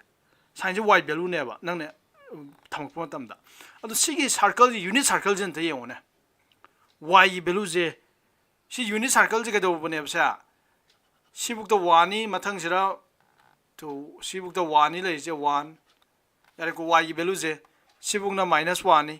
mathak ta na 1 ka khat pa mathak ta makha da na -1 kai na ka ne unit circle ne abdo magi radius se kya woi ne ba 1 woi ne abdo aduna sagi 0 da gi sibuk ki point je kya ne ba sibuk je 1 ni makha da 1 ni kai si circle je radius 1 woi habni na adu sin gi value hai ta ri ka na no sin gi value hai ta di y gi value du ne the value of y kai no ga na y coordinate tu ne ba ni su du ne y gi value hai ta di si gi value je khatang oi du ne ma na sa thu ma na woi bangam du ja kana no hai kan si gi value ngai je khatang ne karam ba si sirai na sibu ki manung da leba value nga ta ne kai no ga da sin lo du ja y coordinate ne y da leba value nga ta ne y da leba value je nang na hu ji u re ka dor ba y gi value je di -1 to sirai je sibu da -1 ni -1 de ge horaga 1 bung ne ma sat ngam je unit circle ji da sigi circle ji da yare ko -1 ni 1 bung ne ado sin cos tan ko loi define to je sirang adani ko define to je nde sorry sin cos tan ko loi hai gra sin ge cos ka define to je akhoi na sin ge cos ka define to wa da ngahan gi video horo kan da unit circle de ge ho gim ni ngasi bo dum unit circle wai de aduna sin ge cos ka je unit circle lai thok khib ne ba ado sin gi value hai ta ri ge dor ba y gi value ne ba y coordinate ne ado y coordinate se ne -1 y na sat pa ngam gem ngam da sigi circle ji da -1 da ina 1 bung ne aduna sawi sawrab da 1 yo bu ding ngam ni pick ke pie da -1 yo bu ding ngam ni aduga marak si ju oi be ai 0 gum bo re ju ai swai da le ga na half to 0 sum 1 gi marak da le na half 1/3 singai ju oi be ai ko sira na -half smaina wo rek padi ai ko aduga 1 di chaw belum da ta ngam moi ma -1 di pick pa belum da ta ngam moi sangi belo je yare ko si gan da bra aduna ni sin gi angle da nang hamning ba pop se man nang 1 de chaw khot ba so ngam moi ba ai di 2 ga tarak pa ngam moi sin gi value da 2 tarak ba ho oi thoroi dam ni 10 ga tarak pa ngam moi ba sin gi value ai sin 1000 equals to 3 ga na tarak ba so ngam moi aduna sin da tarak tu value ngai ja sawi saw da 1 de chaw bom da ngam roi ꯄꯤꯛꯀꯦ ꯄꯤꯕꯗ ꯃꯥ minus half minus ꯑꯗꯨ ꯃꯌꯥꯝ ꯂꯥꯛꯄ ꯌꯥꯏꯀꯣ minus 1 ꯕꯨ ꯂꯥꯛꯄ ꯌꯥꯏ minus 2 ꯒ ꯇꯥꯕ ꯉꯝꯃꯣꯏ ꯌꯥꯔꯦꯀꯣ ꯑꯗꯨꯅ ꯅꯪ ꯉꯁꯤ ꯇꯝꯃꯤ ꯑꯉꯥꯡꯁꯦ ꯌꯥꯝ ꯏꯝꯄꯣꯔꯇꯦꯟ ꯑꯣꯏꯕ ꯄꯣꯠ ꯑꯃꯁꯨ ꯇꯝꯃꯤꯀꯣ ꯉꯁꯤꯁꯦ ꯀꯔꯤ ꯇꯝꯒꯦ ꯍꯥꯏ ꯀꯥꯟꯗ ꯁꯥꯏꯟ ꯍꯥꯏꯔꯤꯕ ꯑꯦꯅꯤ ꯑꯦꯡꯒꯜ ꯅꯪꯅ x ꯑꯦꯅꯤ ꯑꯦꯡꯒꯜꯅꯤ ꯅꯪ ꯍꯥꯞꯅꯤꯡꯕ ꯍꯥꯞꯄꯨ x 1 crore ꯍꯥꯞꯀꯦꯔꯥ 1 gazillion ꯍꯥꯞꯀꯦꯔꯥ 1 million ꯍꯥꯞꯀꯦꯔꯥ x ꯅꯪ ꯍꯥꯞꯅꯤꯡꯕ ꯍꯥꯞꯄꯣꯕ ꯑꯗꯣ ꯁꯥꯏꯟꯒꯤ ꯚꯦꯂꯨ ꯇꯥꯔꯛꯇꯣꯏꯕ ꯚꯦꯂꯨꯁꯤꯗꯤꯀꯣ x ꯒꯤ ꯚꯦꯂꯨꯁꯤꯗꯤ ꯍꯥꯞꯅꯤꯡꯕ ꯍꯥꯞ ꯇꯥꯔꯁꯨ ꯇꯥꯔꯛꯇꯣꯏꯕ ꯚꯦꯂꯨꯁꯤꯗꯤꯀꯣ ꯃꯥ 1 ꯒ ꯃꯥꯟꯅꯕꯗꯤ ꯌꯥꯏ ꯑꯗꯨꯒ 1 ꯗꯩꯗꯤ ꯄꯤꯛꯀꯗꯕꯅꯦ ꯂꯦꯁ ꯗꯦꯟ 이퀄ꯁ ꯇꯨ 1 ꯍꯥꯏꯁꯦ 1 ꯐꯥꯎꯇꯤ ꯃꯥꯟꯅꯔꯝꯕ ꯌꯥꯏ ꯑꯗꯨ 1 ꯗꯩ ꯄꯤꯛꯀꯗꯕꯅꯦ ꯑꯗꯨ ꯀꯩꯗꯧꯔꯕ ꯃꯥ ꯄꯤꯛꯀꯦ ꯄꯤꯕꯗ -1 ꯗꯩꯗꯤ ꯄꯤꯛꯄ ꯉꯝꯃꯣꯏꯕ ꯑꯗꯨꯅ -1 ꯗꯩ ꯆꯥꯎꯕ ꯅꯠꯇ꯭ꯔ -1 ꯒ ꯃꯥꯟꯅꯕ ꯌꯥꯏ ꯑꯗꯨ -1 ꯗꯩ ꯆꯥꯎꯕ ꯑꯃ ꯑꯗꯨꯅ -1 ꯑꯃꯁꯨꯡ 1 ꯒꯤ ꯃꯔꯛꯇ ꯂꯩꯒꯅꯤ ꯍꯥꯏꯕꯅꯦꯕ ꯁꯤꯅ ꯍꯥꯏꯁꯦ ꯌꯥꯔꯕ ꯑꯗꯨꯒ -1 ꯑꯃꯁꯨꯡ 1 ꯃꯁꯥꯃꯛꯁꯨ ꯂꯧꯕ ꯌꯥꯅꯦꯕ ꯑꯗꯣ ꯅꯪ ꯉꯁꯤ ꯑꯇꯣꯞꯄ ꯀꯩꯅꯣꯗ ꯀꯃꯥꯏꯅ ꯍꯥꯏꯕ ꯌꯥꯏ ꯑꯇꯣꯞꯄ ꯅꯣꯇꯦꯁꯟꯗ ꯏꯇꯥꯔꯗꯤ sin x ꯍꯥꯏꯕ ꯑꯉꯥꯡꯁꯦ belongs to close interval -1, 1 to -1 ꯑꯃꯁꯨꯡ 1 ꯒꯤ ꯃꯔꯛꯇ ꯂꯩ ꯍꯥꯏꯅꯤ ꯁꯤꯅ ꯍꯥꯏꯁꯦ ꯑꯇꯣꯞꯄ ꯃꯑꯣꯡꯗ ꯏꯕꯅꯤꯀꯣ ꯁꯤ ꯃꯑꯣꯡꯗ ꯏꯕ 인터벌 ꯐꯣꯝꯗ 이바 ꯑꯗꯨ ꯀꯩꯁꯨ ꯀꯥꯏꯗꯦ ꯅꯪ ꯁꯤ ꯑꯃ ꯈꯪꯈ꯭ꯔꯗꯤ ꯂꯣꯏꯔꯦ ꯁꯣꯝꯒꯤꯁꯦ ꯁꯤ ꯈꯪꯉꯗꯤ ꯌꯥꯔꯦ ꯌꯥꯔꯦꯀꯣ -1 ꯗꯩ ꯆꯥꯎꯈꯠꯄ -1 ꯒ ꯃꯥꯟꯅꯕ ꯑꯗꯨꯒ 1 ꯗꯩ ꯄꯤꯛꯄ ꯁꯤ ꯂꯩꯔꯦ ꯑꯗꯣ ꯀꯣꯁꯀꯤꯁꯨ ꯍꯥꯏꯔꯝꯁꯦ ꯑꯗꯨ ꯂꯣꯏꯁꯤꯜꯂꯁꯤ ꯌꯥꯔꯦ ꯂꯣꯏꯔꯝꯅꯤꯀꯣ ꯃꯤꯅꯠ 2-3ꯗ ꯂꯣꯏꯁꯤꯜꯂꯁꯤ ꯌꯨꯅꯤꯠ ꯁꯥꯔꯀꯜ ꯂꯩꯃꯔꯦꯟ ꯃꯤꯅ ꯍꯪꯉꯤꯁꯦ ꯌꯦꯡꯉꯣ ꯂꯩꯃꯔꯦꯟ ꯃꯤꯅ ꯍꯪꯕ ꯀꯣꯏꯁꯟꯁꯦ ꯑꯩꯅꯁꯨ ꯑꯉꯥꯡ ꯑꯣꯏꯔꯤꯉꯩꯗ ꯑꯩꯅ ꯁꯤ ꯑꯣꯖꯥꯅ ꯇꯥꯛꯂꯛꯄ ꯃꯇꯝꯗ ꯍꯪꯈꯤꯕ ꯀꯣꯏꯁꯟꯅꯤꯀꯣ यूनिट सर्कल नत्तबददी कमाई तौनी सिने आई सर्कल नंगना 1 लौद्रबा सर्कल की यूनिट सर्कल नत्तबा हाई तारदी रेडियस तो 1 ओइद्राबने रेडियस तो 2 ओइलजिने सिदा 1 ओइलो सिदाना 2 ओइलो अदु इतारी सुमाइना सिदाना -1 लानी सिदाना -2 लानी यारेको रेडियस ना 2 ओइरक तारदी कनो लारी साय लेमरेम्बी कई दो कन्या कांदा अदुदसु दुम थोकनेबा यारेको अदुदम थोकनी अदो मरुइना रेडियस ना 1 ओइतारदीको रेडियस ना 1 ओइद्रदीको नंगी कइनोदो नंगी साइन कोस तो डिफाइन तौबा यार ओइबा कइनो काना अखोइना ngahन वीडियो होरकांदा यूनिट सर्कल ना होरखिजे रेडियस 1 होरखिजे सिगा रेडियस 1 होबैनि सिगा तागिबदो x² + y² = 1 गान आदि फॉर्मुला मैम सेमक्तुने साइन कोस सेमक्तुनेबा इंट्रोड्यूस तौरतुनेबा अदु यार ओइबा अदु साइन कोस कजदी यूनिट सर्कल दगी ओरिजिनेट तौरपनेबा यारेको अदुननि मरम मैम लेगरे अदु मरम नंग खंजगे नंग सा थिजरो अदु आई ngasi हारो यारेको मरम मैम लेगरे मरम अनि हुम लेगरे यूनिट सर्कल नतब अदु नंग खंगदुजे सिंगबदा खंजलो साइन कोस या अखोइना डिफाइन तौरप मतमदा यूनिट सर्कल रेडियस ना 1 ओइबा सर्कल जे डिफाइन तौरे अदुननि साइन लौबा या वैल्यू जे केदरबा चाउ चाउबदा -1 पिके सॉरी चाउ चाउबदा 1 पिके पेबदा -1 अदो कोस के मु येंगजिना अदु लोइसलजिको कोस के येंग लोइसलजि कोस हाइ तारि कनाने हाइबा आइना कोस हाइ तारदी x की वैल्यू ने तो कोस हाइ तारदी x की वैल्यू ने तो आहान बदुने कोस हाइ तारदी x की वैल्यू ने x की वैल्यू हाइ तारदी कनानो x की वैल्यू जुना तियोने सिगी सर्कल जिदा यूनिट सर्कल हाइग्रमिने x की वैल्यू जो x की वैल्यू हाइ तारदी x एक्सिस तो निको चले तो x की वैल्यू हाइ तारदी x एक्सिस नि यूनिट सर्कल दी x की वैल्यू जे 1 सिजु 1 0 -1 सिरे हेन चटपा यादी माजो आइदि कोस न लौरैजि x की वैल्यू ने हारेदना अदो x सु नसाइ दु माइना साइन गे दु माइना माजु चटपा यादु जे सी 1 बुक -1 बुक अदुना x की वैल्यू जिना तौदु जा x सावे सावे द 1 दे हेन मंगा मरोइबा मा -1 दे पिक पजु यारोय मरक्ति याय अदु कोस नि कोस हाइ तारदि x हाबनि कोस हाइ तारदि x कोऑर्डिनेट हाय यारे को अदुना के दउदुबा अदुना के दउदुबा से अदुना सब मानना हुजिक दुमाइ सब मानना के दरबा कोस आइबा अंगांग जे नंग एंगल हामनिंग बा पोबा साइन गे दुमाइना x द नंग 1000 हाइरा 1 करोड़ हाइरा 1 गजिलियन हाइरा 1 ट्रिलियन हाइरा हामनिंग बा पोबा कोस की value J Chou Chou the 1 अमसुंग 1 गा मानाबा पिके पियबदा -1 दगी चाउबा -1 दगी पिकबा यादे -1 बु खतंग पियमने सब माना सिजो cos of x हाबजा दरबा -1 दैना 1 बुने अदो सिनो क्लोज इंटरवल आइजे के गिना कांदा -1 गा 1 गा बाउंडरी नि जावे आई याम ताओइ गो याम ता नोइ केनो तौने यान तारो ngasi tawije ngasi numisida tawija yam important oiba pot ahum tawe kari kari tawge kan ano pota cos har bangang je absorb tawbane negative sign Sin hai bangang jidi negative sign me absorb tawroi aduga add sugar to coffee add sugar to coffee jina haining is kaino hai kanda kari da palak hai kanda nangi kaino quadrant ahum du da karanom nang ye mi nang ye no za nang ye third quadrant da sign je positive oi brang tari nang add sugar to coffee pan ne adi quadrant mari jida trigonometric function taruk se sin cos tan cos sec cos sec se positive oi bra negative oi bra thira kanda add sugar to coffee hai formula je palak ne si yam important no ngasi da uri ahum sub da ngasi da uri je kaino hai kanda sin amsung cos animak se sin amsung cos animak ni ko sin amsung cos animak se sawe saw da moi gi value je nang na x ta hamning ba hapu ko x ai ji angle du ni si angle du ni x ai je angle je nang hamning ba hapu ba 1 crore 1 billion na ta pik pa jo hapu yai -5 वगैरह -10 हमनिंग बे angle हापोबा अदु गदरबा my value जा सावी सावरब the 1 हेन जाव संग मोय pick के पीब the -1 हेन पिक पंग मोय हाइबेट दियो -1 अमसुंग 1 नि मरकता sin cos अनिमक लैगने अब सिनिंग असि नोंगमगी अखोइना ngasi numisida अखोइना तवरेबा याम इंपोर्टेंट ओइबा पोट अहुमस सि पुनसिदा गावबा यादे गावरन दारो अदु लोसलस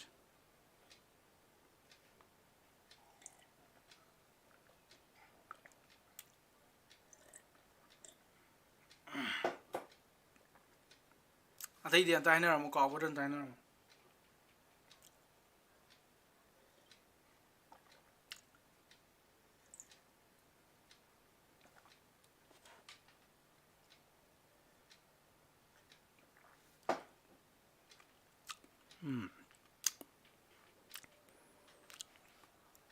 cái nó pang ấy đi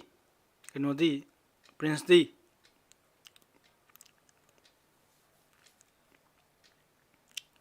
bởi nào đi rồi có ra này bởi nào đi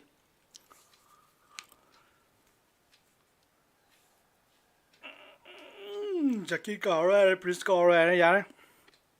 yeah nang dun pa ni okay okay mayam ngasi di salo salaji see you in the next video.